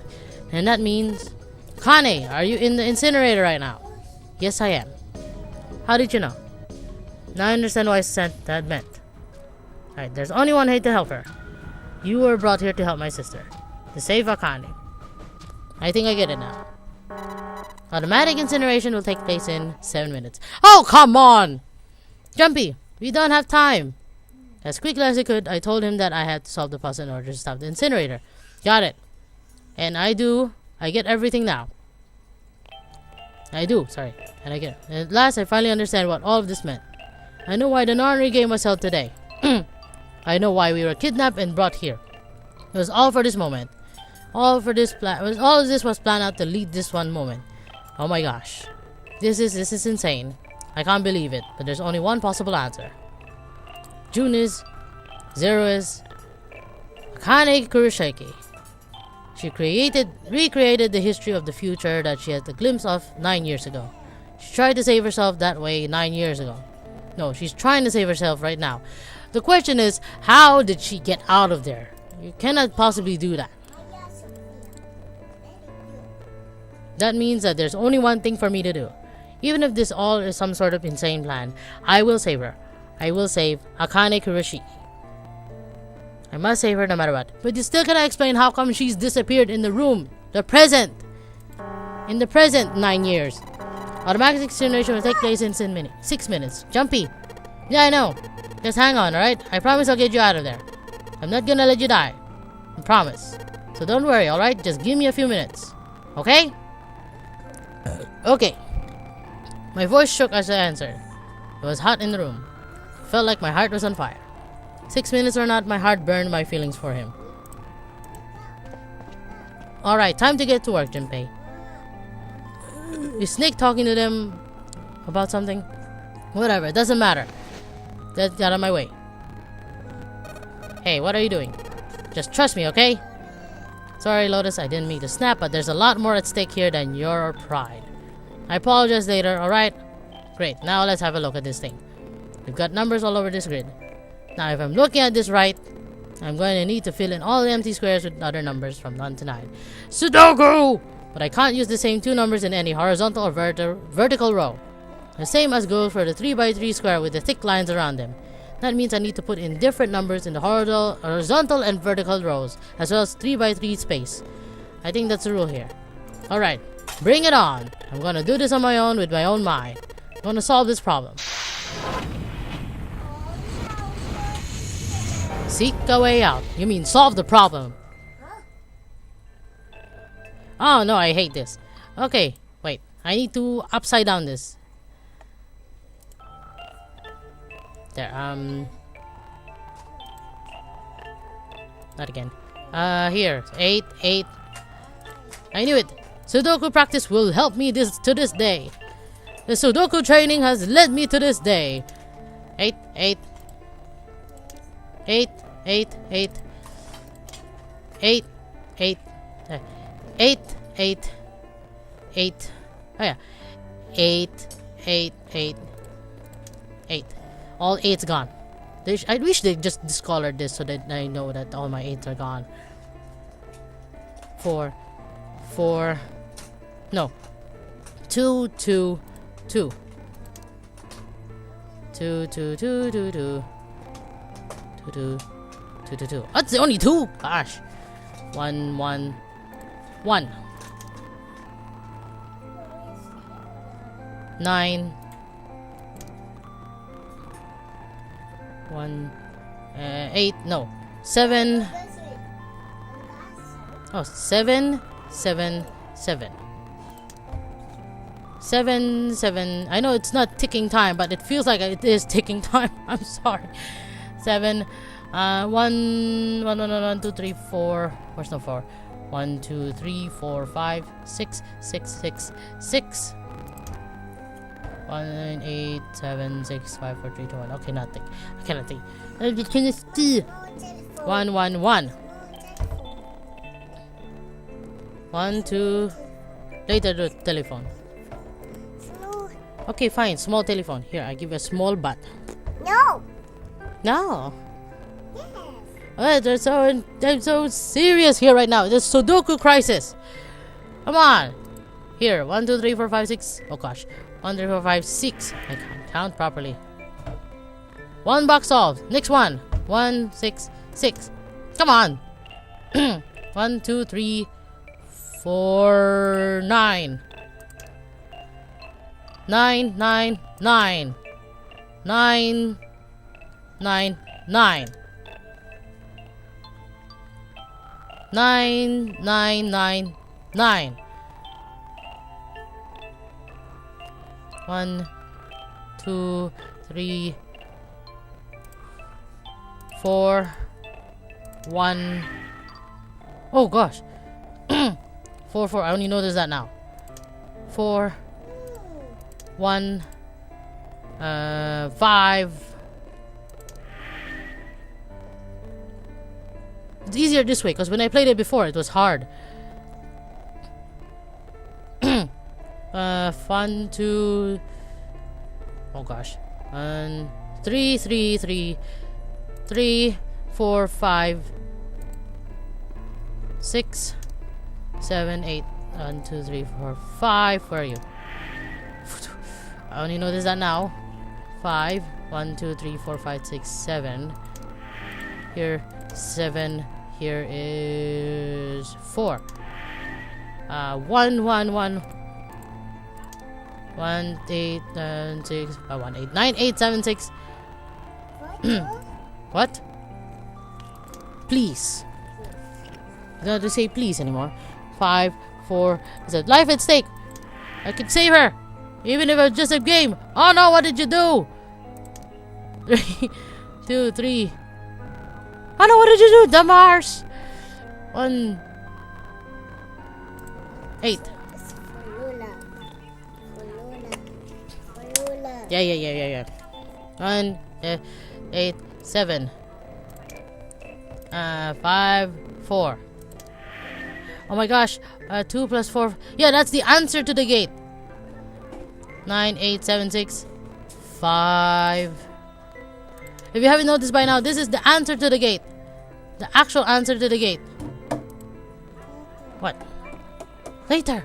I'm in a crisis. 9, 8, 7, 6, 5, 6.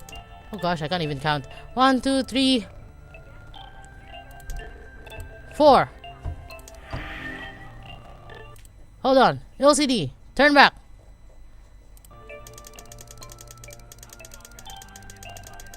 It's all correct.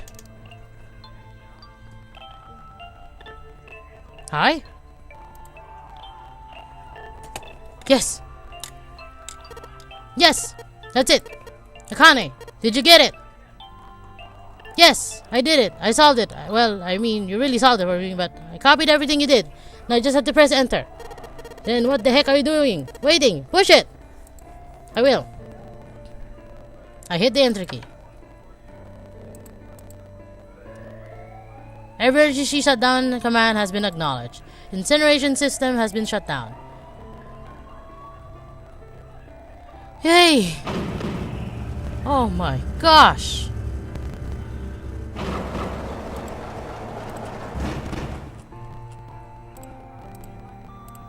Jumpy! What's wrong? It worked! It worked! The incineration shut down! It worked!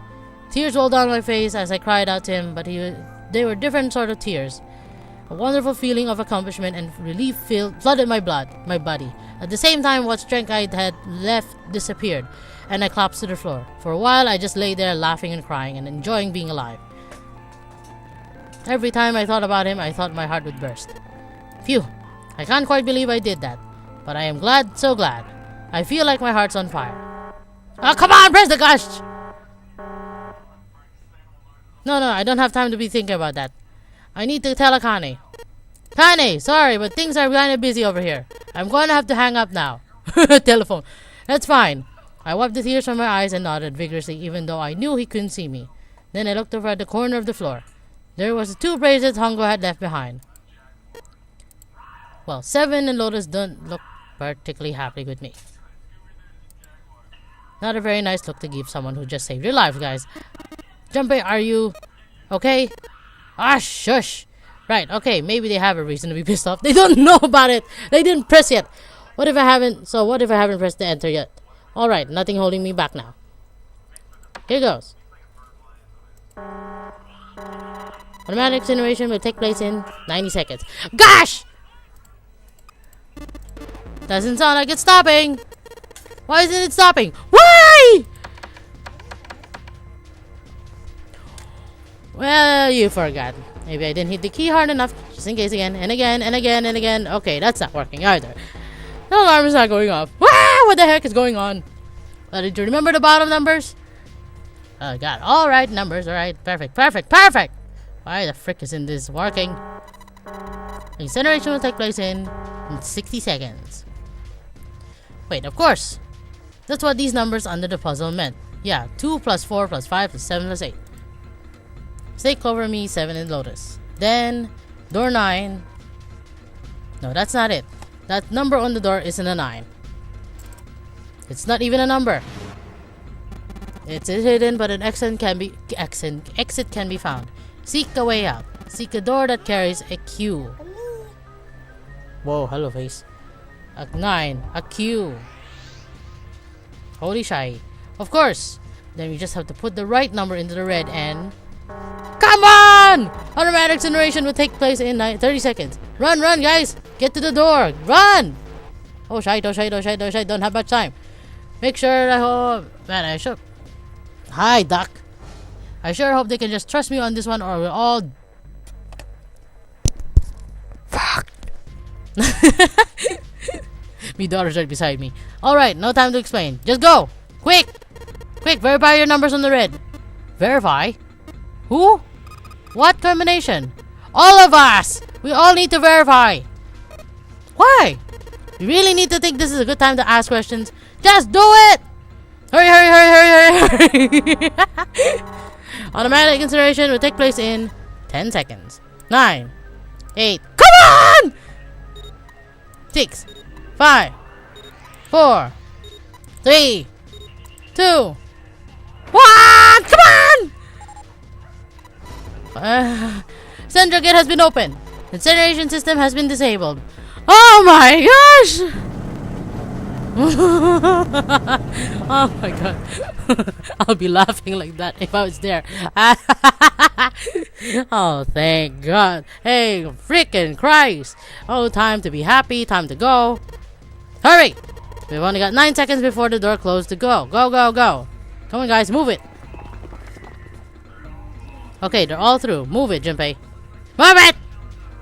Just in time.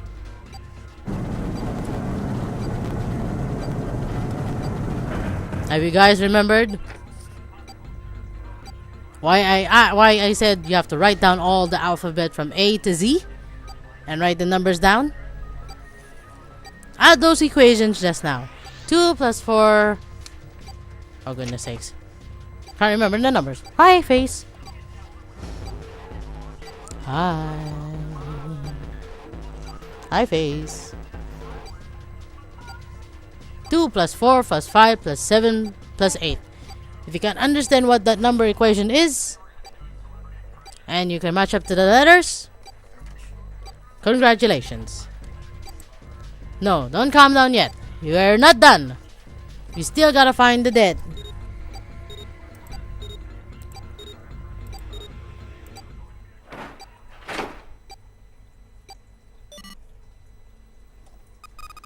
Pant, pant, pant. Everyone is panting. Shite. Looks like we made it, huh? You're the same as me. I'm just gonna laugh like an idiot.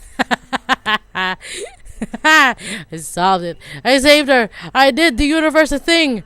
I changed its course of history. I changed its fate. Right, hi, here. Thank. Here, that guy can sure laugh when he wants to. Looks like Clover and Lotus are totally out of energy. I guess Snake probably can't see the sky, but he sure can still feel fresh air. I just want to take a nap. Akane! Akane! Can you hear me? I want to tell her we made it. I want to tell her how good I feel. But nothing. It's blacked.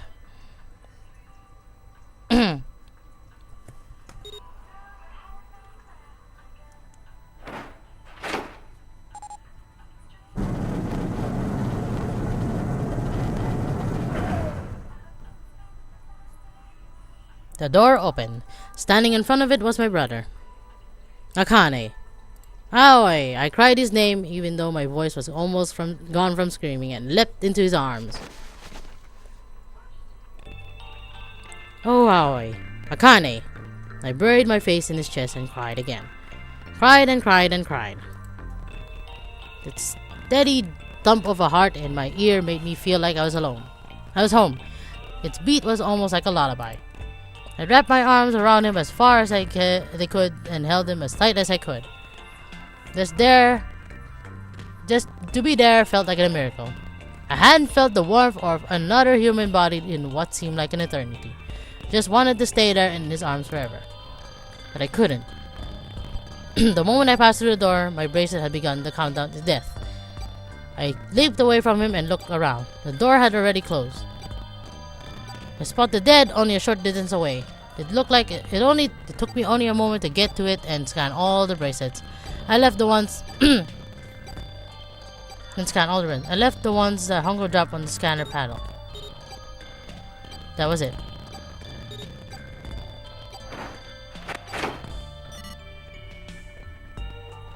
Phew. I took a deep breath and looked around again.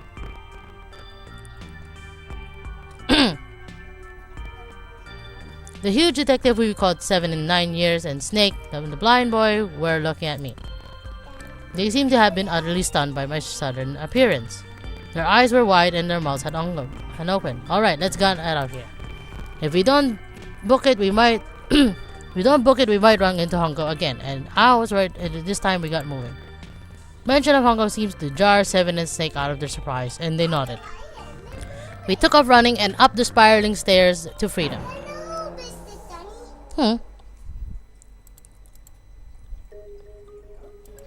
Up. Man, these stairs go on forever. But if they can get out of here, no wonder that we were running. But if they can get us out of here, no wonder we were running so hard. My heart's beating so hard I can barely hear. God, I can't wait to breathe real air. Again. Is 7 talking? Hey, Junpei, can I ask you something? What's up? That door, the one with the 9 on it. Why did it open? Yeah. All 5 of us verified our numbers on the red. 26. That makes our digital route 8. Shouldn't have opened. That's not like you, Lotus. I thought you would have figured it out already. Huh? Why? Because you were the person who taught me about the basis. Basis? Yeah. What are the 2 numbers of in base negative in base minus 2? 1 and 1. 0 1. How about base minus 10? Goes from 0 to 9, right? Then how about base negative 16? 0 to F. After 9, starts from A. It starts at A and goes from there. A, B, C, D, E. You're right. In other words, A in base base minus 16 is 10 and base is negative in base minus 10. I can't speak. B is 11, 12, 13, 14, and so on. So what about it? You don't get it. What if we keep going with that pattern? What if we go way past 16 all the way to base 27? 27? Yep. The numeral digits are the same. So I guess you'd add alphabetical digits. 14, 15, 16, 17, 18, 19, 20, 21, 22, 23, 24, 25. And what comes after that? Q. 26. And what does that mean? That was a 9 on the door. It was a Q. A freaking lowercase q. Yeah, that's pretty much it. I guess to put it another way, you could say that it was a 9 in base 9 is 10, but a Q in base 27. Time for more running. God, my thighs are killing me. I swear, any moment I'm going to tear a muscle. I feel like every single cell of my body is dying for air. Dang, every breath I take is a chore now. I feel like my lungs are going to burst. Maybe just a short rest. No, can't stop. Don't have time. Right, hello. Come on, legs. There can't be any more of these steps left. Let's run like a bullet. Run like a bullet down a rifled barrel. Like a tornado cutting through a sea of clouds. I feel like we're running along the back of a giant coiled dragon. Finally. Pant, pant, pant. Everyone just pants. Phew. Jesus, I can barely breathe. No, jump ain't no time to rest. Pull yourself together. You're almost there. Freedom! Yellow. Right. Alright, I'm gonna open it. Yellow. Yeah. Yes. We're finally here. Please do. Doing. Sure. You look like a big heavy door. But you're the only thing standing between me and my freedom. But even more important than that, you're the only thing standing between me and Akane. You're gonna open. And you're gonna open now. Mm-hmm. Yeah, you put the shoes on. I felt a hand on my shoulder. Yeah, put the shoe on. I put a hand on my shoulder. It was ours. He gave it a small, reassuring squeeze. So happy I felt like I could melt a cloud. Sorry. My heart was at peace. And not only because my brother and I were back together again. Thanks to the huge detective, all nine of us who had been kidnapped, were finally able to escape from the gigantic. How did you get the spare boat? On the distant horizon, we could see the faint outline of the ship as it sank. Gave a thunderous roar as it finally slipped beneath the waves. Its last cry echoed out across the ocean, and then it was gone. It's over. I whispered. Yeah. It is over. It was finally over. Or was it? Was it really? No, that was wrong. That wasn't it at all. I was sure of it. This wasn't the end. It is only the beginning. This was only a prologue to what would happen in 9 years. And how would you know it would be in 9 years later? Little girl. Yes, finally, air. And where are you? Gah! I'm Gah! Damn, that sun is bright. I can barely see anything. I gotta admit, that doesn't look quite like... Wait. No way! You have gotta be shining me. What? Gotta be. This is the sun in the desert. Hi. It's the middle of the desert. Nevada. This is the building in Nevada desert. The mock experiment building. Oh my god, this whole time we were in building Q. Sure enough, that's a desert out there with mountains all around it. Hello there, son. Boy, am I ever glad to see you. I don't think I have ever been so happy to see a sunrise. Huh? Did I just hear something falling? Your bracelets! I guess I've never really got a good look at the other side of those things. See what's inside of you. Just a little electronic chip like an ATM card. That's it. There's nothing else. Nothing that even looks like a detonator. There's never a detonator to begin with. Figures. Akane. Jumpy. Heh. Guess I must be pretty crazy about the girl if I think I'm hearing her voice in the wind. Great.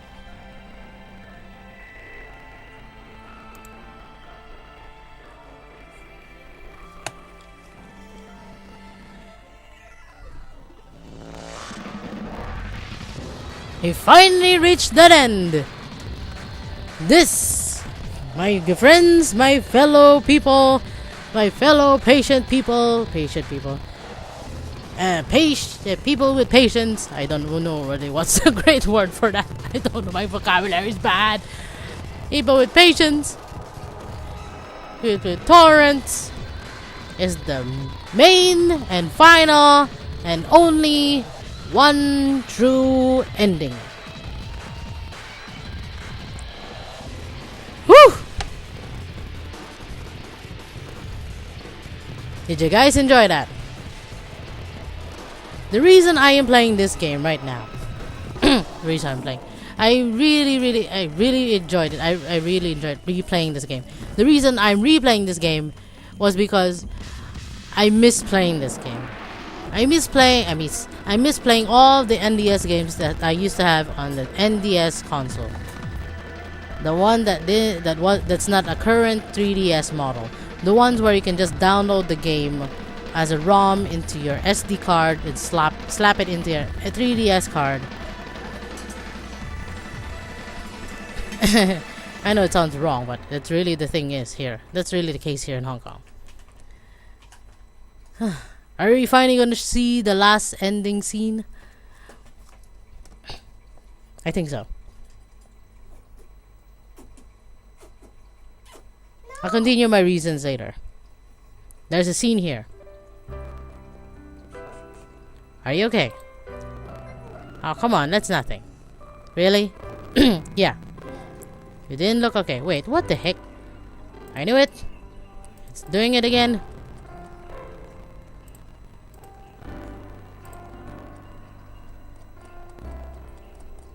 That music sounds like it's broken piano. You don't look okay. Just before the end of elementary school, Jumpy and I were sitting next to each other on a small hill, looking down at the town as the sun was slowly setting. How does it look like then? He was half serious and half joking. I thought about it for a minute first. Oh god, you look terrible. Let's see. Oh my gosh. Looks like you kissed a toad and got warts, but then they kept growing and growing and growing. What does that even mean? Junpei grinned and ow, ow, ow, ow, ow, ow, ow. See, I told you you're not okay. You're too reckless. Can't beat 5 8th graders. Oh, great. Jumpy, that's crazy. Yeah, but I couldn't just stand there. I mean, don't you think so? I had to do something. Look at the Nevada desert go past. For an SUV, this thing was a pretty smooth ride. Who did get a SUV? SUV. Sure was nice of someone to leave it for us outside the building. Keys in the ignition. Gas not dried out. And the gas in the tank. Almost like it was a present, you know? Anyway, we jumped in, and now here we are, screaming across the desert. What happened to Hongo? Lotus is over there in the passenger seat. Snake and Seven and I are all squeezed into his back seat. Great, Clover. I still can't believe we let her drive. Woohoo! This is so fun. So awesome, driving so great when there's nothing around. And there's no speed limit. You're crazy. What should those bumps look, right? Oh god. Oh no. The gun jumps even a little, and I think I'm gonna get crushed to death. Hey, shut it. I can't help it if I'm big, alright? Suck it up. Why don't you drive, Seven? I'm a cop. I ain't gonna break the law. Come on. Don't get that. There's no law in here. Yeah. yeah, you wanna get this one. But we have no this one. I don't know what's this one. We doesn't have an international license. Yeah, but you could have sat in the passenger seat. Hell no, there's no way I'm giving this seat up. You selfish bitches. And Clover, there's no need to slow down. The car sentence 6 are and should be somewhere down this road ahead of us. 6! It's a Kane! Yeah, I saw some fresh tire tracks going up. There's no doubt about it. Then we've got to hurry if we want to catch them, don't we? Sure thing. Oh, shite! God dang, she doesn't have to drive so fast. You're her brother, why could you just stop her? Man, I didn't even think a car like this could go this fast. We're sure throwing up a lot of dust. It was a couple of hours after we run into junior high students, sorry. They've been hiding in the bushes on the back of one of the hills. Drenching a kid in the gasoline. I forgot about that part, actually. The moment he saw what they were doing, Jumpy ran up to them, furious. Hey, what the heck are you doing? And he jumped on them. He quickly scooped up the kitten and tossed it to me, covered in gas. I caught it and ran for the police station as fast as I could. Help me, officer! Officer, please! You have to come with me. The policeman and I headed back to the hill. And we found Junpei sprawled on the ground with a face covered in big swelling lumps. He couldn't run away after he threw the kitty to me, I asked him. He stuck his tongue out through the hole in his mouth where the tooth had fallen out. Oh, come on! Yeah, I guess I coulda. Then why didn't you? I didn't want to. I want to beat them up. Beat them all up really good. Because of what they did to the cat. Yeah, that too, but I think they were ones behind these murders our first Oh! Yeah, right, I forgot! The rabbit murder! Yeah, that too, but I think they were the ones behind those murders our first semester. Huh? Those murders our first semester, remember? Oh, you mean the bunnies? Yeah, the bunnies. He plucked some grass from the ground and tossed it in the wind. They asked me what elementary school I was from, so I told them. Then they said they'd do the same thing to you that they did to the rabbit. I couldn't forgive them for what? So I stayed. Hey, there's still some stuff I don't get. Of course, they probably don't know any more than I do. Like Ace. Well, like Ace should say Gentaro Hongo. Why did he create the nonary project in the first place? Anybody any ideas? Why don't you ask him yourself? Yeah, I guess I could. He's still in the trunk, I think. I assume. What? He's in the car? Yeah, he is. Still tied up, I'm assuming, with his mouth shut. Well, might as well have a chat with the old man. His eyes just look empty, no emotion. It looks like he's been given up. Wow. Wonder if he even cares what happens to him anymore. Hey, were you listening to us? Yeah, go ahead and try to pretend you weren't, you old bee. Let's get that tape off your mouth. Shh. Come on, I know you are. Answer me. You could at least look at me when you talk, man. I only wanted to see the faces. Human faces. I thought that if I could gain the ability to access morphic field set, then perhaps I could see faces. By peering into people's minds, I could understand how they were processing the expressions of others. Nope, I think you are trying to process it in so that you can see into if it will work into the future. That's it. Yeah, if you want to put it simply. But if you're looking for a more philosophical answer, I can supply that as well. You see, the human collective consciousness... Oh, shut up. I think that's a nod out of you, pal. I'm for the tape to go back on. Alright, so what's your second question? You said there were some things you didn't get, didn't you? Well, somebody's a little nosy. Well, my next question doesn't really have anything to do with you two. That's for you, Seven. It's about the whole Alice thing. What's the deal with that? Well, see, 9 years ago, after I escaped from the Gigantic, I kept going after Hongo on my own, hoping I'd catch him when he finally slipped up. During the course of my investigations, I learned a lot more about the Gigantic. I also found out about Gordane and Alice. You're not really answering my question. Was there actually a girl who wouldn't melt at room temperature? Sounds like Hongo has something to say. Alright, fine, I'll let you talk. But you gotta behave. What? Alice doesn't exist. 9 years ago, I found Alice's coffin behind the library at the bottom deck. There was nothing in it but root of a peculiar plant. Ginseng! Mandrake. Sorry! My research determined that it was a member of a genus Mandragora of the family Solanaceae. I was able to extract a peculiar alkaloid from it. I used that extract to create Soporeal. Its creation was a tremendous boon to my firm, and we grew rapidly. Then we taped back your mouth. So it is gonna get on forever. Tape's going back on, Hongo. The rest of my question can wait a bit. For now, I think I'll just enjoy the ride. Here, this is for you. What's this? This is for you, doll. His name is Junpei. For you, doll. Junpei pulled out something out of his pocket and showed his arm. Reward me.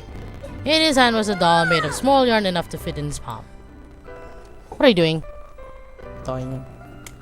Junpei, are you sure it's a for you doll? Huh? Yeah. For you? Oh no, I think I know what it means. The lady at the shop said so. That it means for you, right? Are you sure it's not a voodoo doll? I knew it!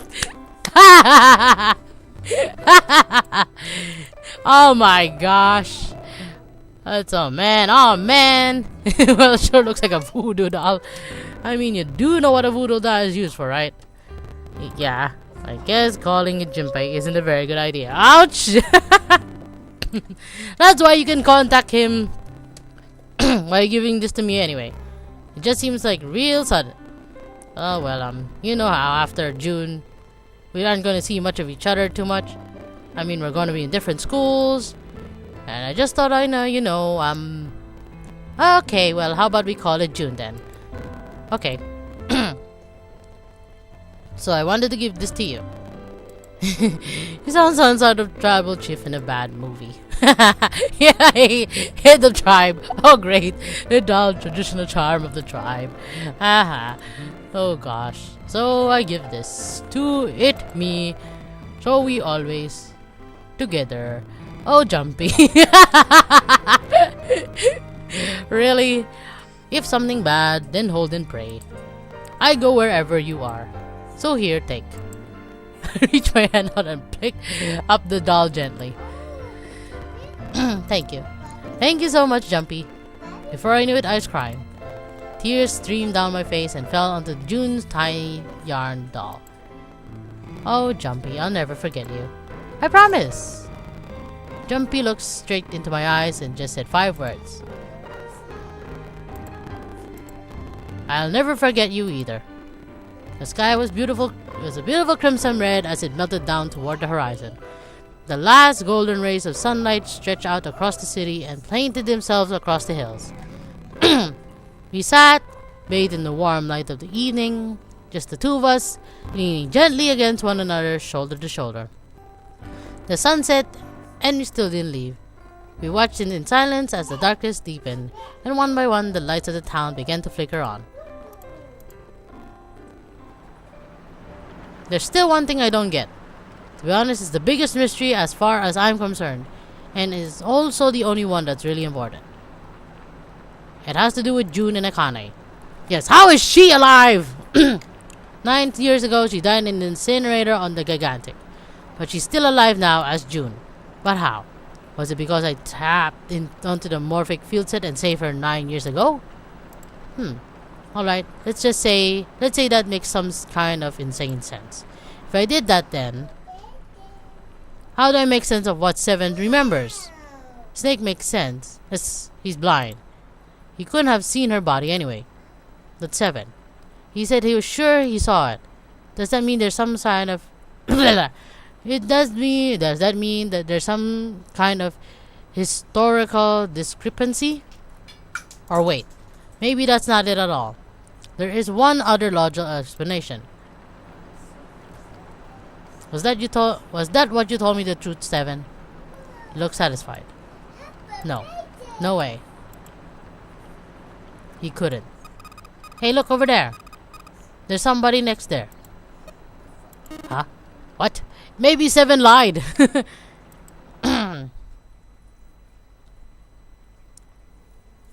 Who is this, Legs? Remember that face? Or at least the hair? She's Alice. The burning glaze of the Nevada sun pounded down on her head. The desert around her rippled with heat. Standing there on the shimmering plain was a woman, her arm out and her thumb up. Ride, please! It will not be long before Junpei realized who she was.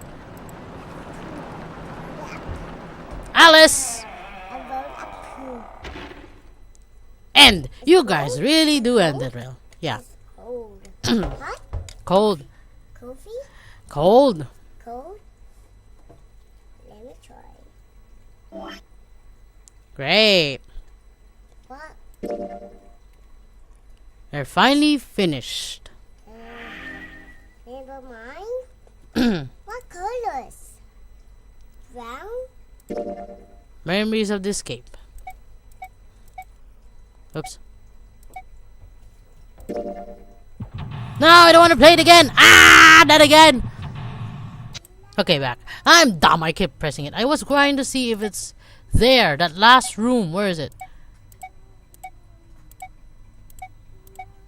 Yeah, that's there. That's there.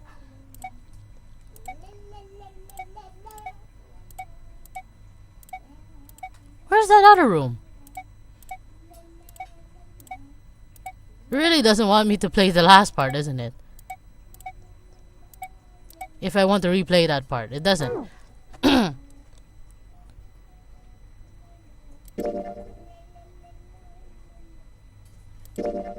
See? That's the wrong answer. Actually, I'm Santa. That was the other ending. Seek a way out. Whoops. Seek a way out. Seek a door that carries a 9. There was 2 endings to that, isn't it? Wow. That was really fun, isn't it? Down memory lane. I will put there only because if I go into the title, it will start over again with the music.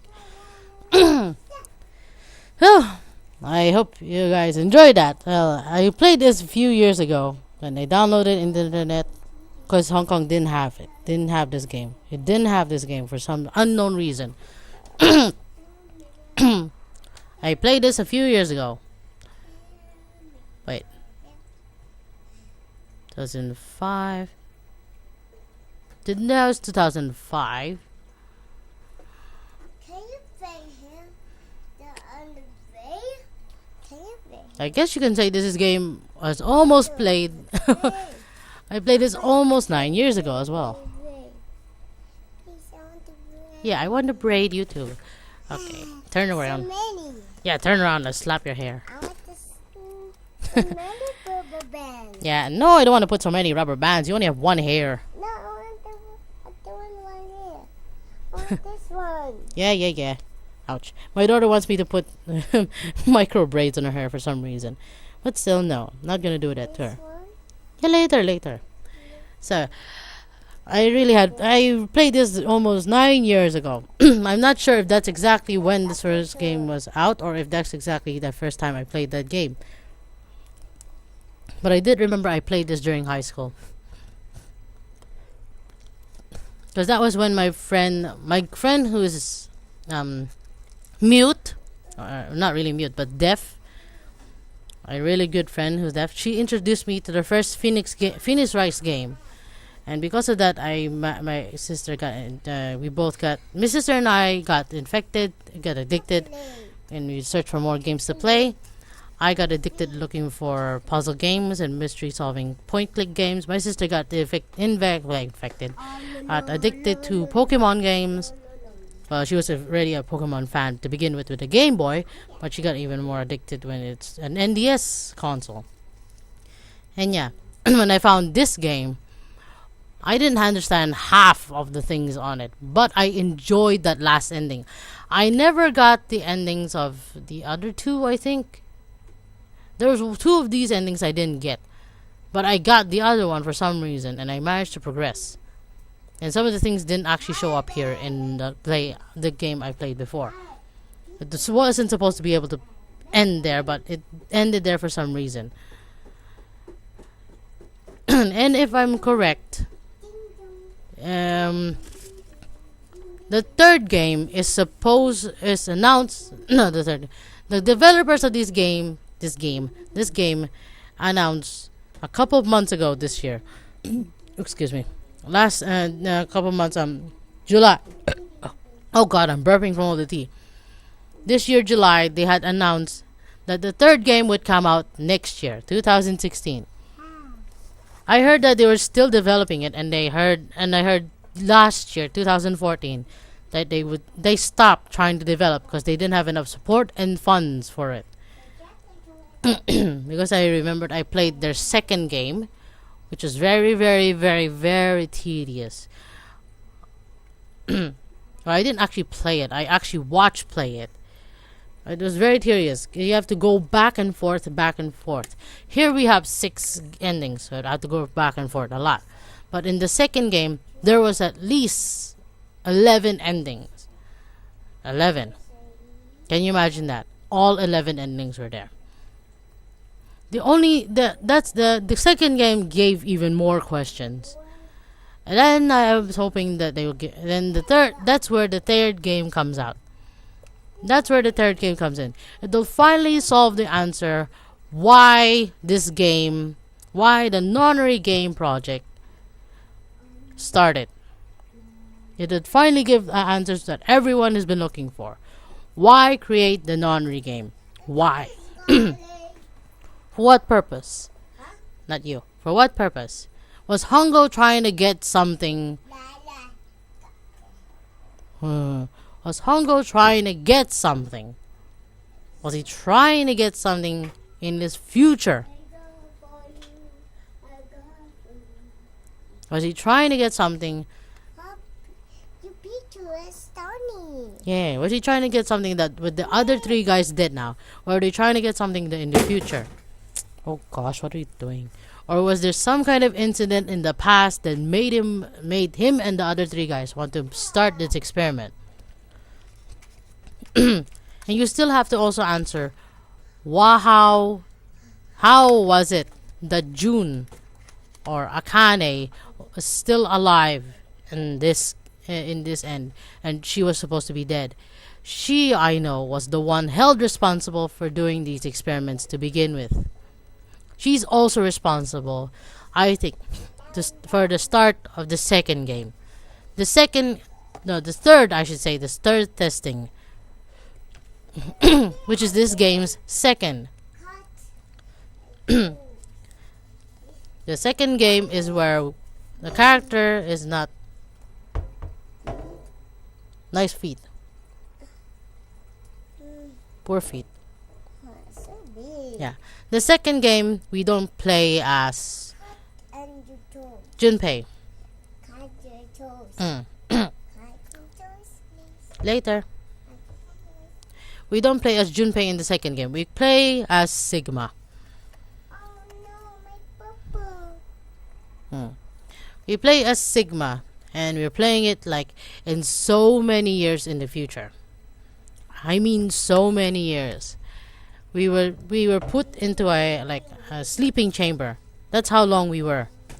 The funny thing is, the characters that gets involved in the second game, which is the third experiment and the third Nonary game in this series, some of them are from this as well. From this game. Junpei will be there as well. Akane, as you expected. Clover will also be there as well. And that last character, and the character just then, that one giving out a thumbs up for the car, for a ride, she will also be there. She is also there, she will also be there. But the funny thing is, there's some characters that doesn't make any more sense as well, that will be placed in that is placed in that game as well. Maybe as Clover, spoiler alert, as Clover will point in the second game, were just used as pawns again. She hates that fact, because she realized that in the third time she was kidnapped and brought to an experiment again, she realizes that she's just used as a pawn again. She's just used, not really. She didn't have a purpose. She just dies and dies and dies again as an experiment, as a root, as a branch. And so that in the third, and she realizes when she's finished being used, the next and final experiment in saving the world, it's just really mainly about Junpei, Akane, Sigma, and the girl in the white hair. I don't remember her name. She's in the second game. It's those four characters that will start saving the world in the third game. I know it's now all very confusing. It's all in my head. I just don't know how to construct it into good sentences. But that's the game I was waiting for. The third game. The third game that was answer to all these questions. Why, and why. And how old is Akane by the time this third game is out? That's what I want to know. Because Junpei in the second game, he is old. He's really old. But by the time in the third game, he'll be at a different age, I think. So yeah. The third game will come out in 2016, and I don't think I'll be able to play it. Because Hong Kong doesn't give a damn about getting the third game. Because not many people here locally knows about it either. How disappointing. Still, I enjoyed it. I know this last one's gonna be really, really, really long, and I apologize. Because I don't think cutting any part of this from here on out, from in this last one, will actually do any good. And it'll be a hard time for me rendering it, so. Hope you enjoyed it. I will be playing some more again, and I will go back to writing properly. And once I get my goddamn throat fixed, the flu is coming back again because of the autumn season in Hong Kong. My daughter's also the same, I think. Or is it only me? Still. Thank you so much for watching. If you enjoyed this, I want to see more games, more NES console games, old NES games, console games. For me, play old NES console games that is playable to be played on a Decime. Just simply wave your wand like a sorcerer, hit the like button and subscribe button, and the comment section to tell me, to suggest me more of these games. I don't care if it'll take me forever to get it working. Oh, but I'll try. And if it doesn't, I'm sorry. But still. Until then, check out the other games that I've done as in old NDS form. You've got it all there. I think I'll also be playing. I think the next one I'll be playing is what's that? Was that the sequel to the Hotel Dusk? I know I didn't finish that, but because it got all the things were deleted by accident. I don't want to replay them all. That was a long ass story to play, and I don't want to do it again. So I apologize. I will be playing the sequel of that and some other games as well. So yeah, yeah, and I will be playing Time Hollow and Two Memories. I think that is the name. Two Memories, Broken Memories, or something. Are you finished? Yeah, I am almost finished. Don't disturb me. I'll give you your tea. Huh? Yeah. So until then, this is Natnarf signing off.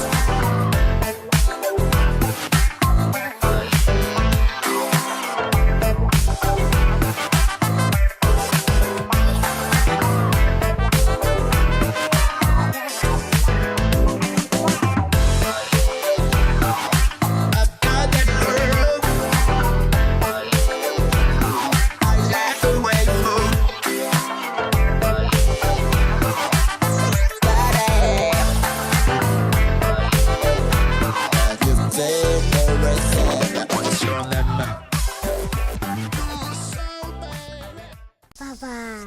What? Bye-bye. Say bye-bye. Bye-bye. Bye-bye. Bye-bye. Bye-bye. Bye-bye.